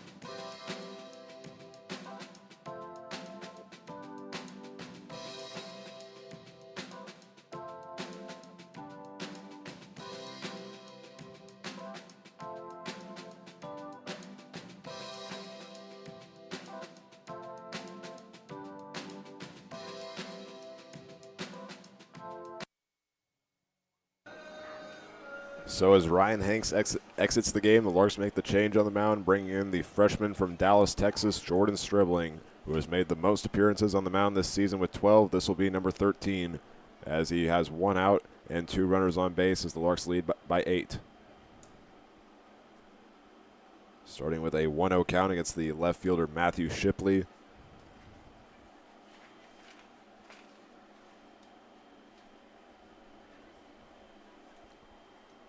Next pitch goes down low for ball 2. 10th relief appearance of the season for Jordan Stribling. Has been a solid pitcher for the Larks. 4.32 ERA on the season with 37 strikeouts and a 2.42 opponent batting average. He gets the first strike in there in the low part of the zone, tying the count up.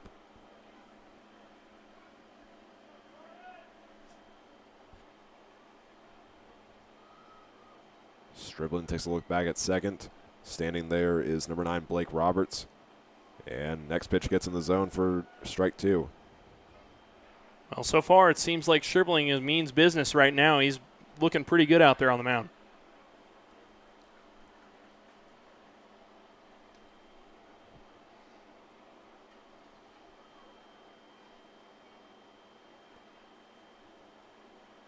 Looking to get the strikeout for out number 2. Stribling kicks and deals. And it goes outside and leads to a full count.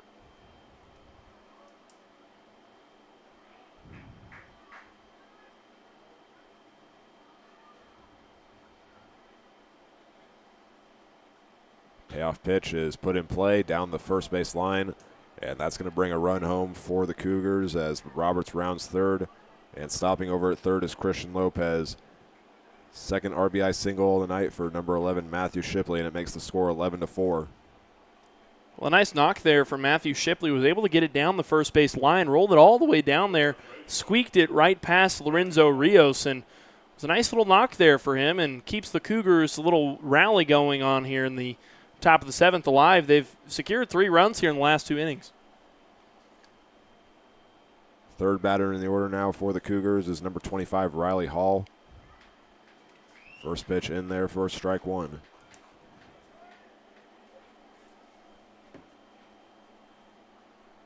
Hall, the leader in OPS for this Cougars team. He's a sophomore from Eastern New Mexico at the Division II level.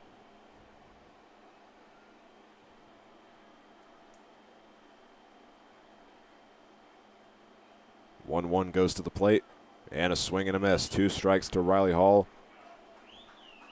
who is 0 for 2 on the night. One of those has been a strikeout.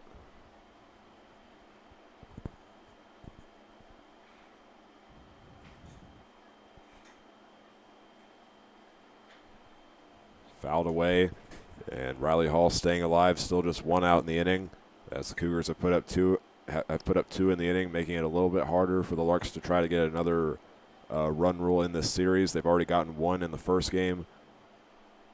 Overall this season, they have accounted for 3 of the 7 run rules for the Cougars this season. But on the 1-2 count, Riley Hall gets hit by the pitch, and he will head over to first base, and the bases are now loaded. Well, the last time the Larks led 9-1 in a game against the Cougars, they let up a run. And again tonight they let up a run, and they had a pretty solid bottom of the 6th inning, kind of made up for what they lost there. But now they're starting to lose all that back again as they've now given up 2 runs here in the top of the 7th. Line foul by number 6, Finn O'Connor, who is, wearing number 27 today.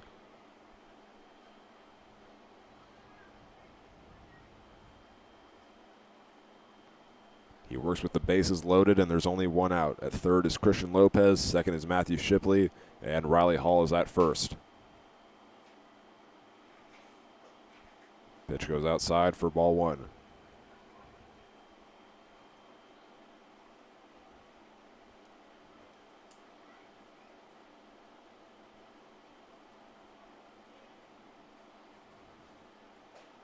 Swing and a miss. Strike 2 now for Jordan Stribling against Finn O'Connor.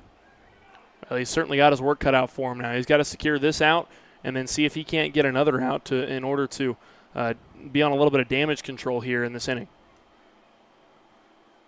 1-2 goes to the plate, and it misses on the high outside corner for to even the count up at 2 apiece.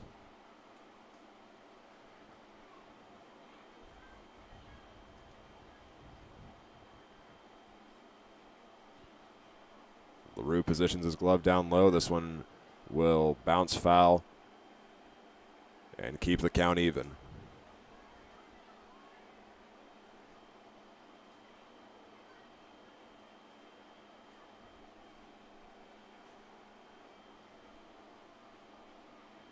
Stribling trying to win this battle against Finn O'Connor. He delivers the pitch, and it gets fouled off once again.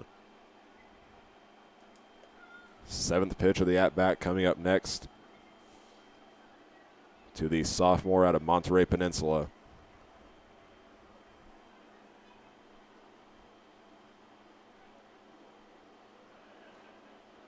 Stribling delivers, and this one hit over to Thomas Lissy. Double play opportunity to Babcock, and Babcock gets knocked off his feet as Riley Hall ran over to second base.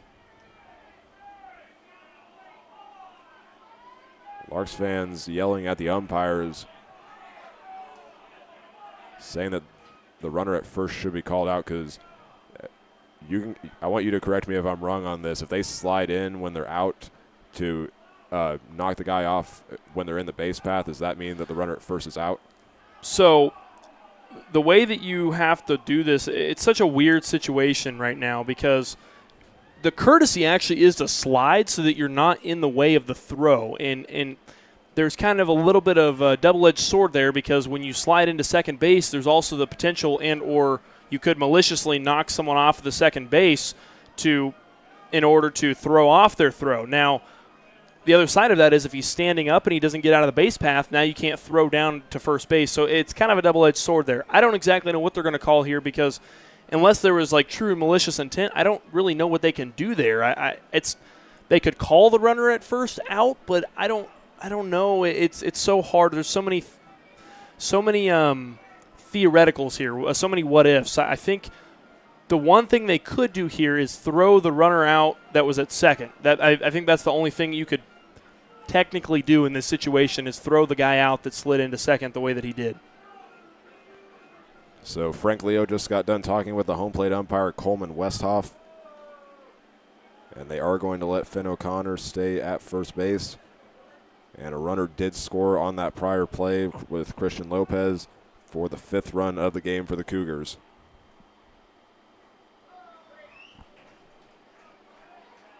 Swing and a miss to start the next at-bat for Will Brassel, the designated hitter out of Colorado Christian.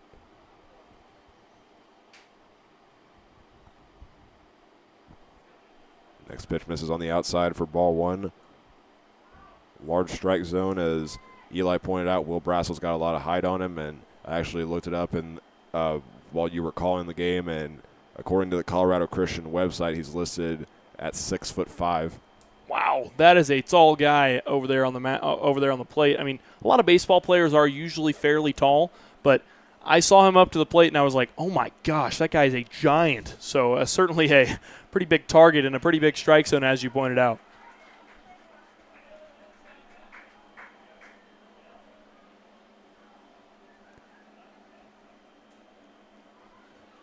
Two and two count for Stribling against Brassel. And the pitch, half-hearted swing, and they're going to say that he didn't go around.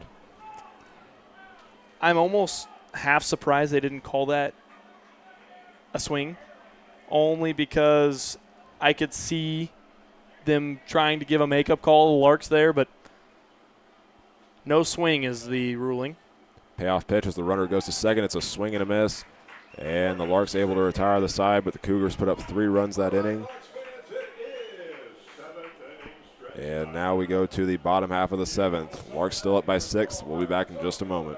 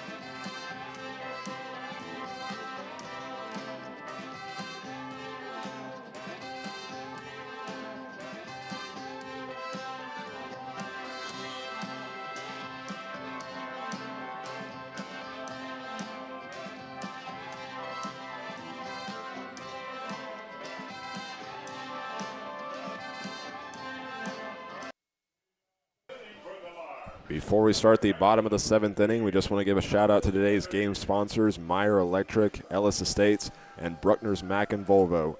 We thank you for your support of Larks baseball as we are now in the bottom half of the 7th inning. And for the first time tonight, the Cougars make a change on the mound as they bring in the high school senior from Thornton, Colorado, Jackson Carbajal. First batter he's facing is Thomas Lissy, as he goes in relief for Trey Watson in his first appearance of the season with the Cougars. Pitches in 6 innings, gives up 11 runs and 13 hits. And now we'll see what Carbajal does right here. He's a recent graduate of Riverdale Ridge High School.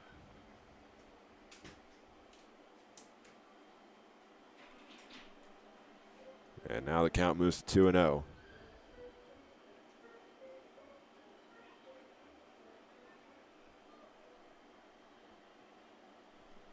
Lissy so far with 2 hits, and he's reached on an error once as well.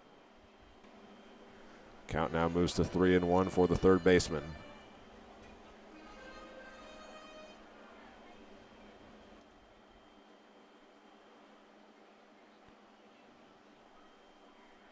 The shortstop and second baseman playing close to the grass. This one's hit high up into the air. O'Connor points it out to Lopez, and he gets under it. He's got the catch for out number 1.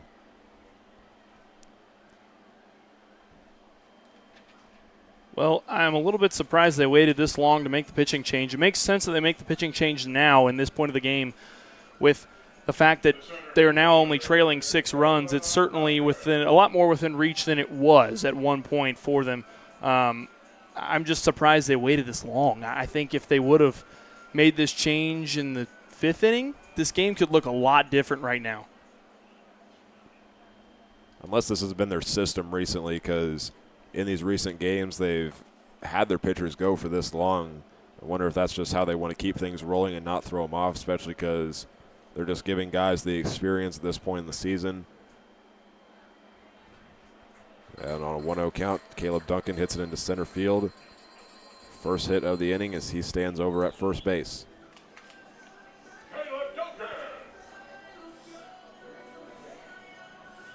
That brings up the final batter in the Larks order. That is Lorenzo Rios.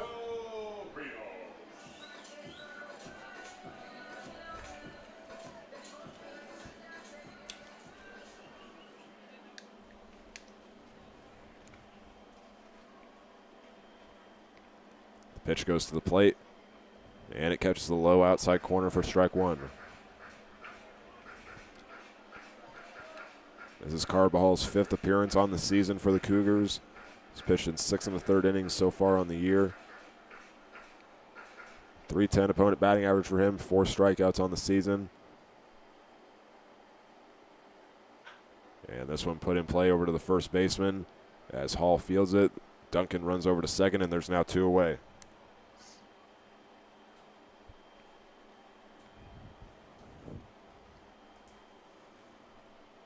Larks are back to the top of their order for the 5th time tonight now as Tabor Stokes is up to bat. In his return to the lineup, he's been 1 for 4 on the night. His 1 single is when he was able to score a run as well, thanks to an RBI triple by Trent Baker.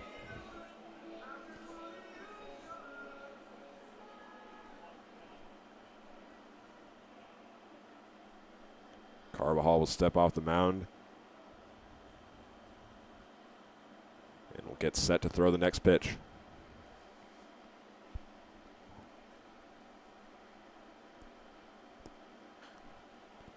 Hard swing there by Stokes. It's going to fly out of play. Count is 0-1.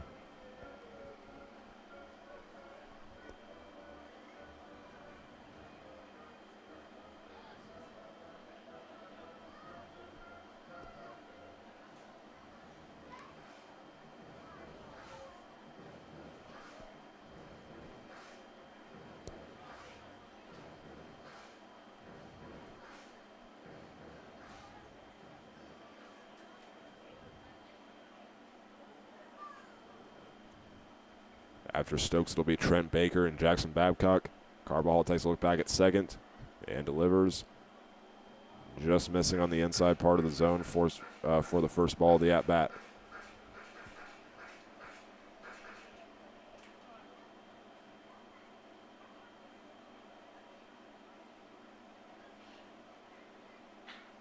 one's put in play over to the shortstop O'Connor. Stokes trying to sprint it out, and he doesn't get there in time. There was, I think, one of his brace on his leg came off as he was running, but he is out at first, and that will be the end of the 7th inning. Larks still lead at 11-5, and when we start the top of the 8th, Carter Olek leads things off next for the Denver Cougars.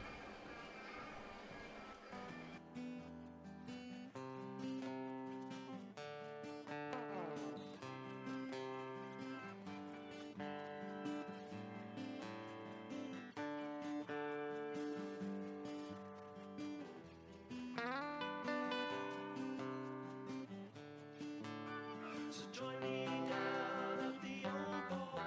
I'll be rooting for the Hayes Larks. Join me down at the old ballpark. I'll be rooting for the Hayes Larks.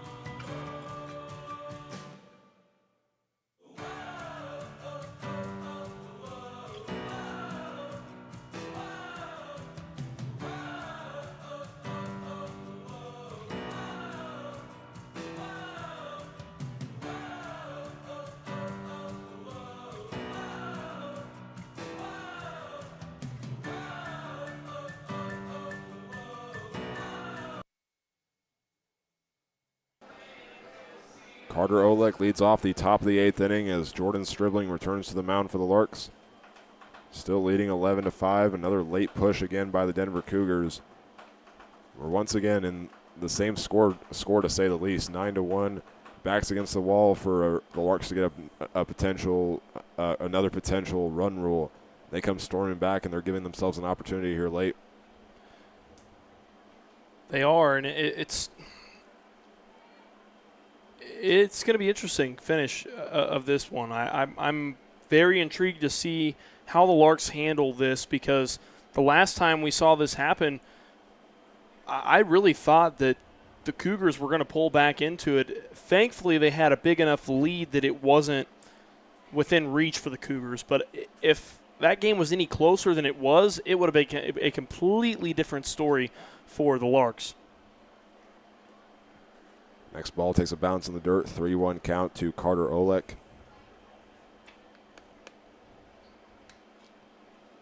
A second-year Cougar out of Maple Grove, Minnesota. And he hits this one into right field. Wilbert Espinal will run back for it. And this one will take a bounce off the wall. And Espinal will throw it in. And a good throw over to Stokes, but just a little bit short of the bag. And Carter Olek is there in time with a leadoff double. I think Espinal might have thought that one was out of the ballpark based on the way that he fielded it and played it. Now, he got himself in a position to where if it did come off the wall, he'd be there to make the play. But just the way that he approached that ball and the way he was looking up at it, I thought that he thought it was out of the ballpark. And I think from my perspective, it looked like it had a chance. But I don't know. I was just a little bit surprised to see him kind of let up on that play there in the end of that one.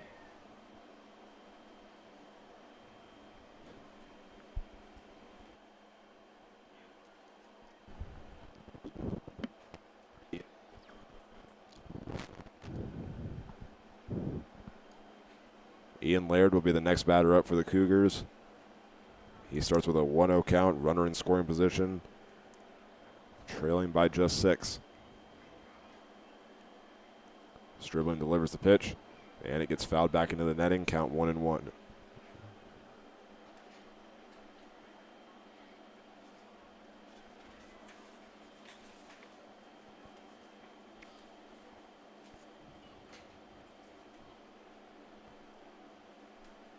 The runner at second is Carter Olek. Again, this is the part of the lineup for the Cougars where they have two guys batting for, part of their lineup that are from Minnesota. Carter Olek from Maple Grove. Ian Laird at the plate from Minneapolis.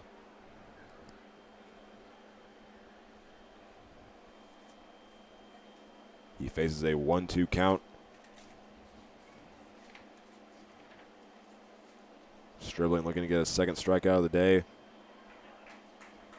And they're going to call a strikeout. Second of the night for Jordan Stribling. Well, Jordan Stribling, certainly a very talented pitcher himself. He's one of the players that is a kind of a fan favorite around here in Hayes, and he is a Division I player himself, so certainly no stranger to very talented baseball players. And I'd also say he's a fan favorite because we're in Hayes, Kansas, where there's a lot of Wildcats and Jayhawks. There's a small number of Sooner fans here in Hayes, so he's a guy for them to root for. It's also kind of cool to get to see some of those Big 12, well, I guess no longer Big 12, but previously Big 12 players, especially at this level where you get to see them kind of grow and develop as players and eventually go on to do great things in their career. 1-2 count now to Cameron Barrows. The pitch goes to the plate, and it just misses on the outside corner for ball 2.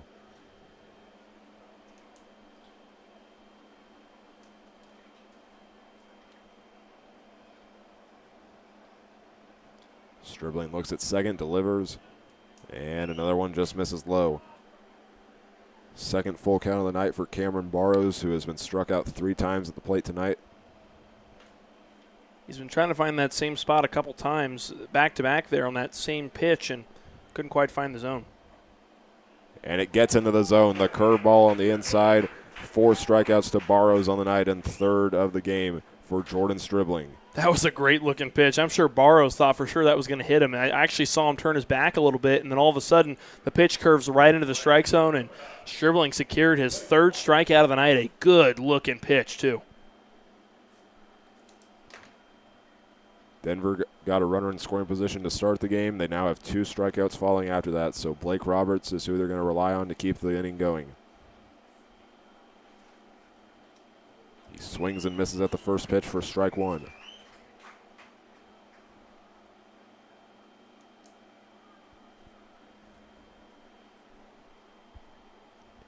Outfielders playing a little bit deeper for the Larks. Roberts so far 1 for 3 on the night. His first 2 appearances at the plate were flyouts to Caleb Duncan in center field. He had a single and a run scored in his last appearance.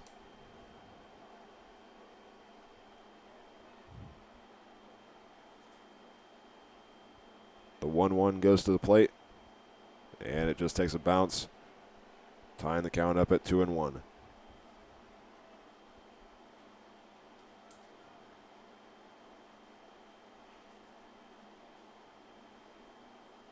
Infield for the Larks playing back a little bit as well,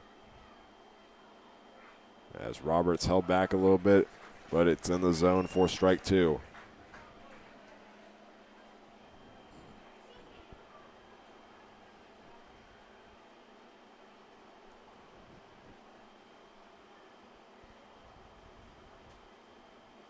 And a swing and a miss. 3 strikeouts in that inning, all in a row for Jordan Stribling.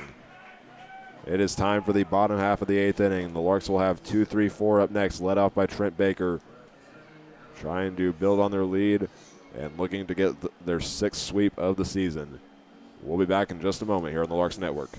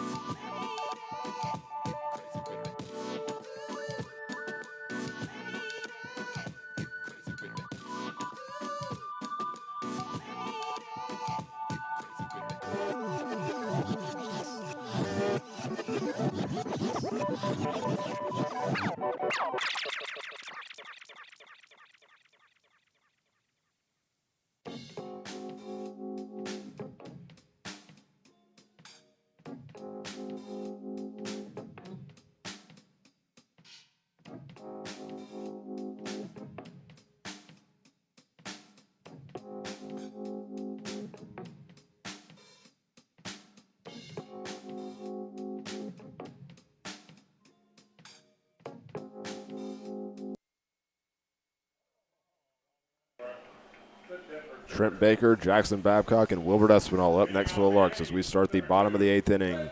And Jackson Carbajal, the relief pitcher for the starter, Trey Watson, is back on the mound.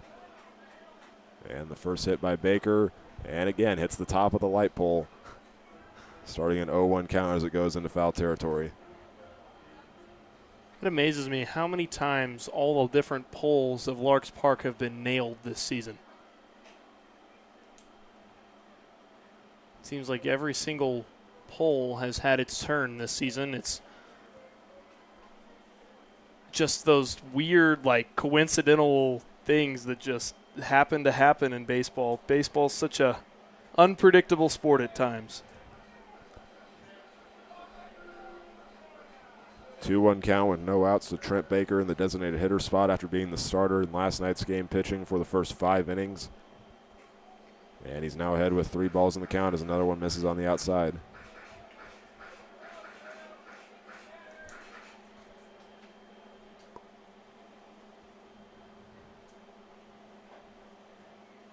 That one finds the zone and leads to a full count.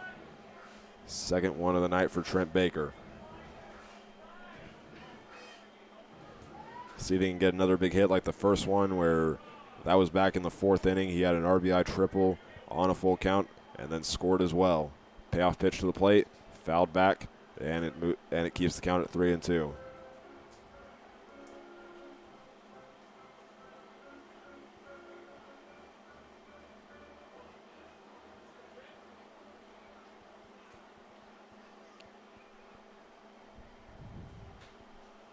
And a pop fly going into foul territory is Roberts, and tried making a diving play for it, but it was just a little bit too far out. We will now await pitch number 8 of this at-bat for Trent Baker. I saw the dirt slide up over there in the side of the field. That's actually one part of Larks Park that is dirt, is the warning track along with the kind of edges of the field there. The infield is not dirt, even though it looks dirt from afar. It actually is all turf. Trent Baker fouls off his third foul ball after being faced with 2 strikes.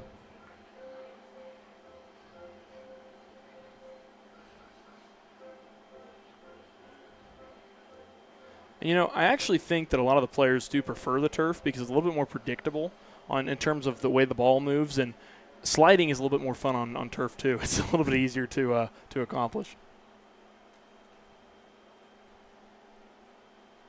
We'll see who wins the battle. It's going to be Trent Baker dodging out of the way on that pitch. He is walked for the first time tonight, and he's going to head over to first base as the leadoff batter.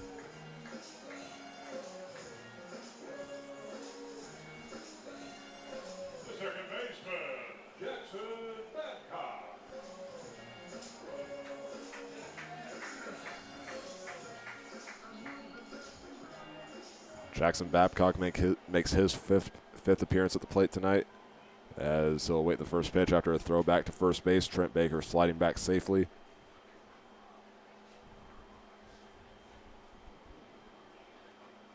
Another one on the outside. Starts the count off 1-0.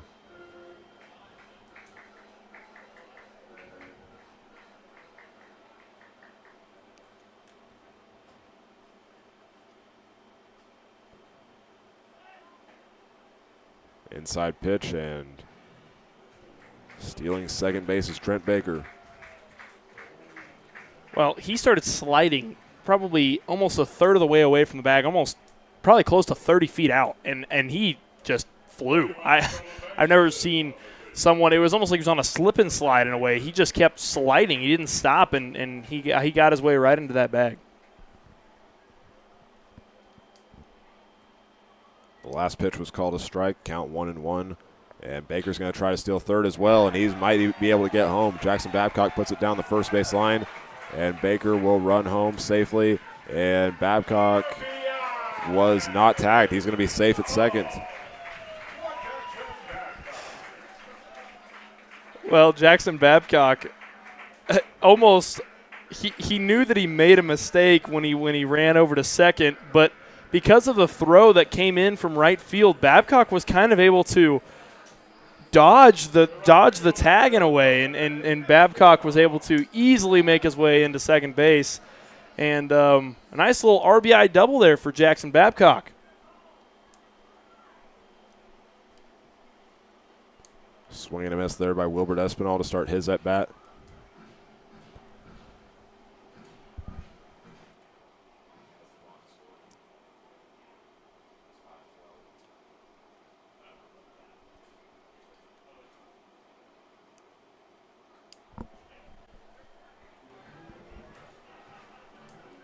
Count moves to 0-2 for Espinal. Last night he hit his first home run of the season. It was a 2-run home run. He hits another one tonight, and that one was a 2-run home run as well. We'll see if he can get another big hit as he hits this one into center field. Lopez playing far back has to run up to it, and he won't be able to get there in time as Espinal will now try to run over to second base because no one's covering, and he is out at second.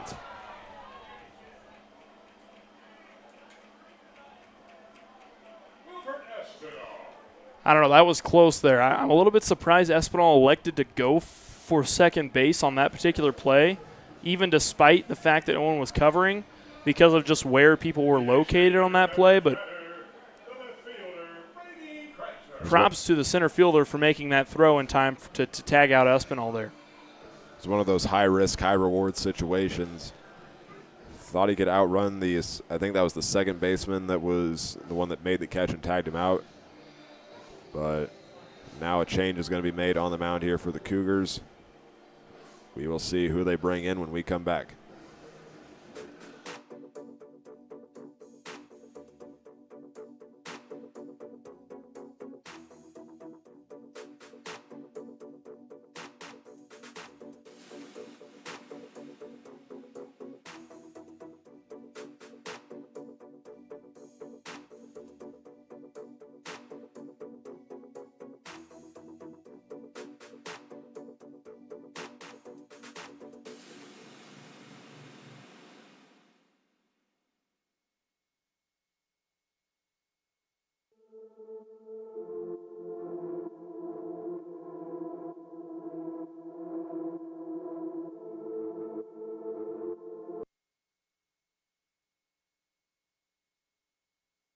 What number he is?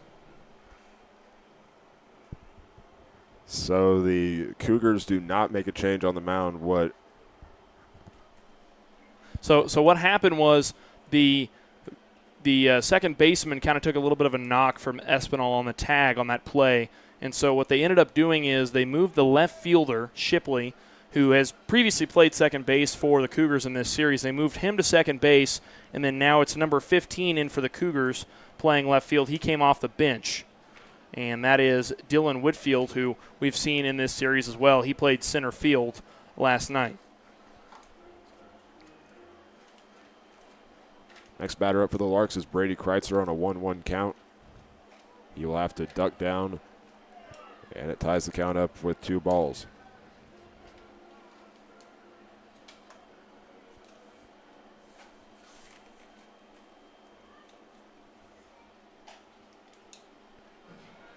Kreitzer now had 3-1, another one left on the outside. Larks are again giving themselves another opportunity for a potential run rule. And that one finds the strike zone as it's a full count to Kreitzer. They're only 3 runs away from reaching that run rule category. We'll see if they can't convert on that here. And Kreitzer is going to go over to first base. It's the 3rd time he's gotten on tonight. Well, I just heard a Larks fan scream out to Brady Kreitzer, who was in the batter's box. He's like, "Come on, Brady, I wanted to be home by now," is what he said. So The Larks faithful, I think they're getting a little restless over there in the stands. And now we'll see if Dylan LaRue can't drive these two home. He's one of the home run junkies on this team, I guess I would call it. He has been an absolute beast at the plate this year for the Larks, and if he can drive Babcock and Kreitzer home on a home run, this game's over. That first pitch was a strike, but Brady Kreitzer has another stolen base going over to second. Those two runners are in scoring position with only one out. And a reminder to fans, we will have a post-game player interview after tonight's game. I decided tonight it's going to be with Julio Ramos because he had a very strong performance in his first game as a starter. And then Trent Baker, will interview him as well because he scored 3 runs and had a couple of big hits.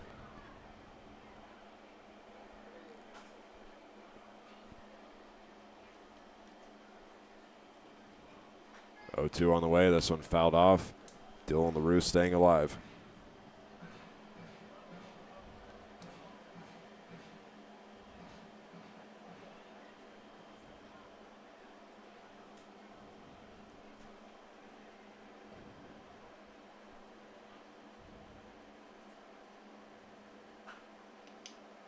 This time LaRue fouls this one to the opposite side of the field. Back-to-back foul balls after getting down 0-2 in the count.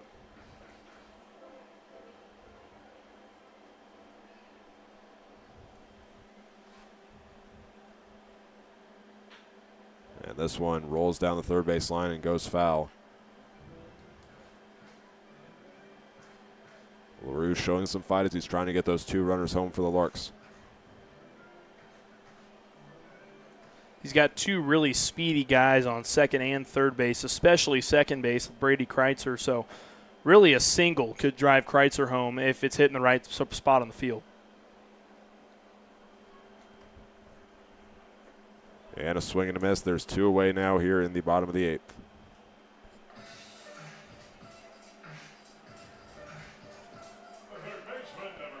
That brings up Thomas Lissy for his now 5th appearance at the plate tonight.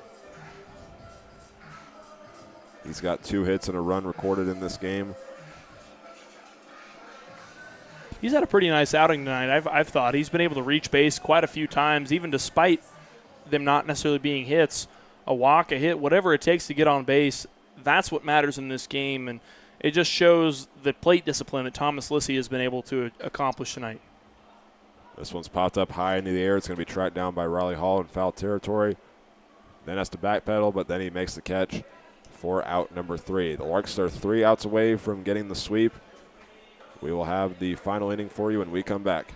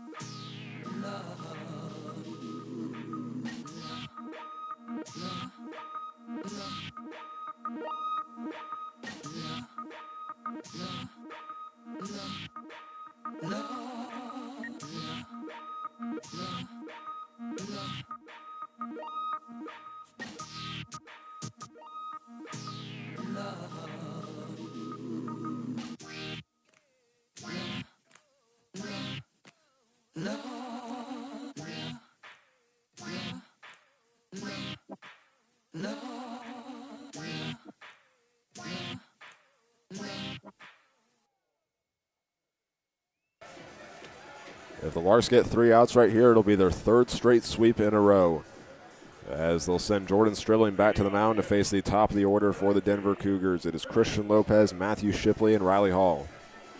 Well, this is the part of their lineup that they want at the plate right now if they want to keep this game alive. They're 7 runs behind the Larks. It's going to take a lot of offense here in this inning to make this game go any longer than it has.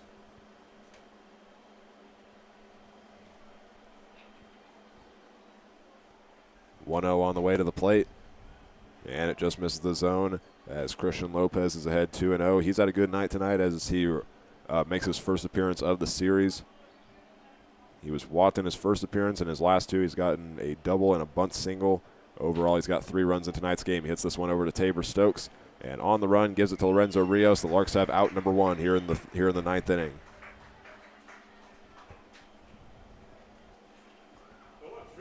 Well, that's the way to start the inning for the Larks. I think setting the tone early here in this inning is going to be key to avoid what happened last night in the 9th inning.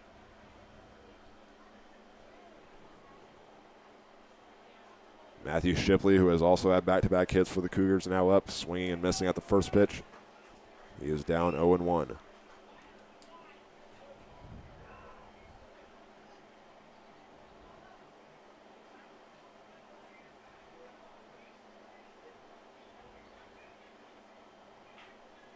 Line drive hit here by Shipley into center field. Caleb Duncan will run after it. Couldn't get there in time, and it's back-to-back singles for Matthew Shipley, getting the first hit of the inning. Well, there's almost every team has that one player that is just a base hit machine, and those are some of the most dependable players when you need them to come up big or you need them to come up with that base hit, get a base runner on the base paths. They're almost always the one to make that play for you. And they're such a valuable asset for every team to have. I think back to that 2015 World Series Royals team that they had. It was oh my gosh, I'm drawing a blank on his name right now. And Omar Infante, he was a base hit machine. That guy had base hit after base hit after base hit, and it seems like Shipley has been that guy for this Cougar squad so far.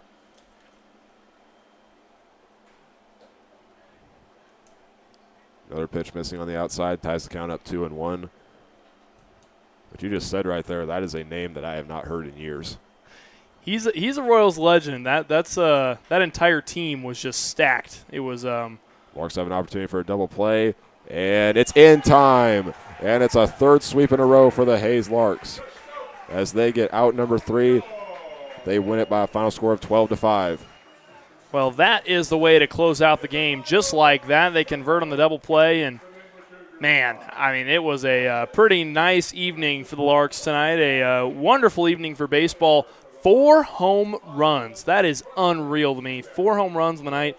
It was full of offense, to say the least, and it came in the middle of the game, as it always does. They scored 1 run in the first, 2 runs in the third, 6 runs in the fourth, 2 in the sixth, and 1 in the 8th inning, and a sweep for the Larks on the series with a final score of 12-5. They had 14 hits on the night, a night packed full of offense. Only 1 error for the Larks, and a great performance, a great showing for the guys as they are preparing to make their way to the NBC World Series in Wichita, and they take down the Cougars in a sweep and a nice way to close this series out with them. And tomorrow night they're taking on no other than the Dodge City A's, where they're going to have a pretty talented team coming to town. The Dodge City A's, another team that got a bid for the NBC World Series. So kind of a little bit of a preview into what the NBC World Series will look like come Thursday. We're going to have the on-field live post-game interview here in just a moment with Hank Corsair. He will be interviewing Julio Ramos along with Trent Baker. We're going to send it down to Hank. Be sure to stick around after the live on-field post-game interview for our post-game thoughts. Hank will take it away in just a moment.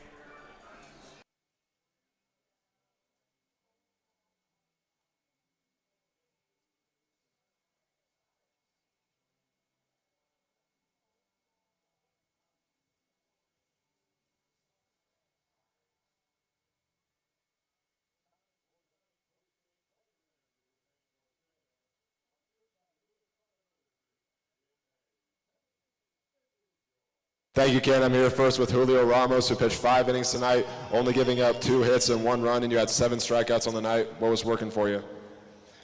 I was trying to work on pitches, get ready for the NBC, and have fun.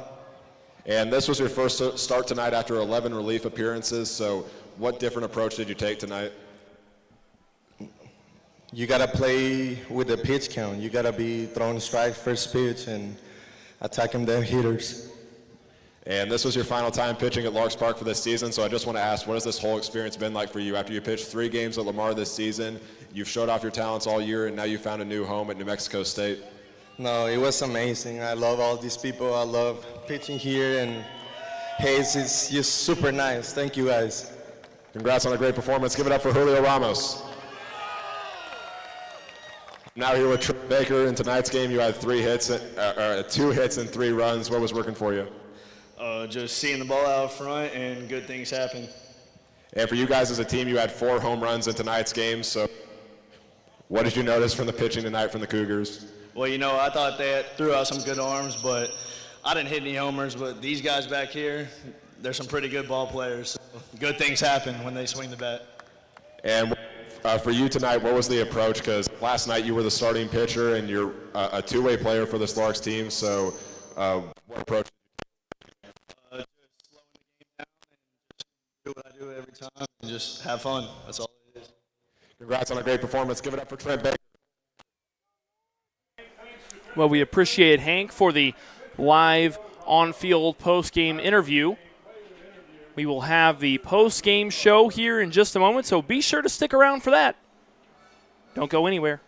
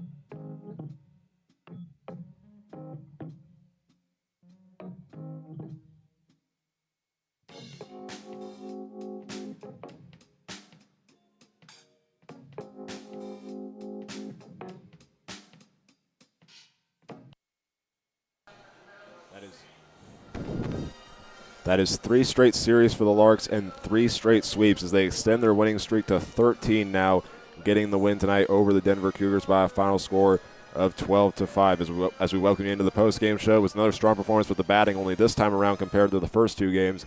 They came in early and never looked back, and still had another strong performance in the middle part of the game and wrote to a huge win.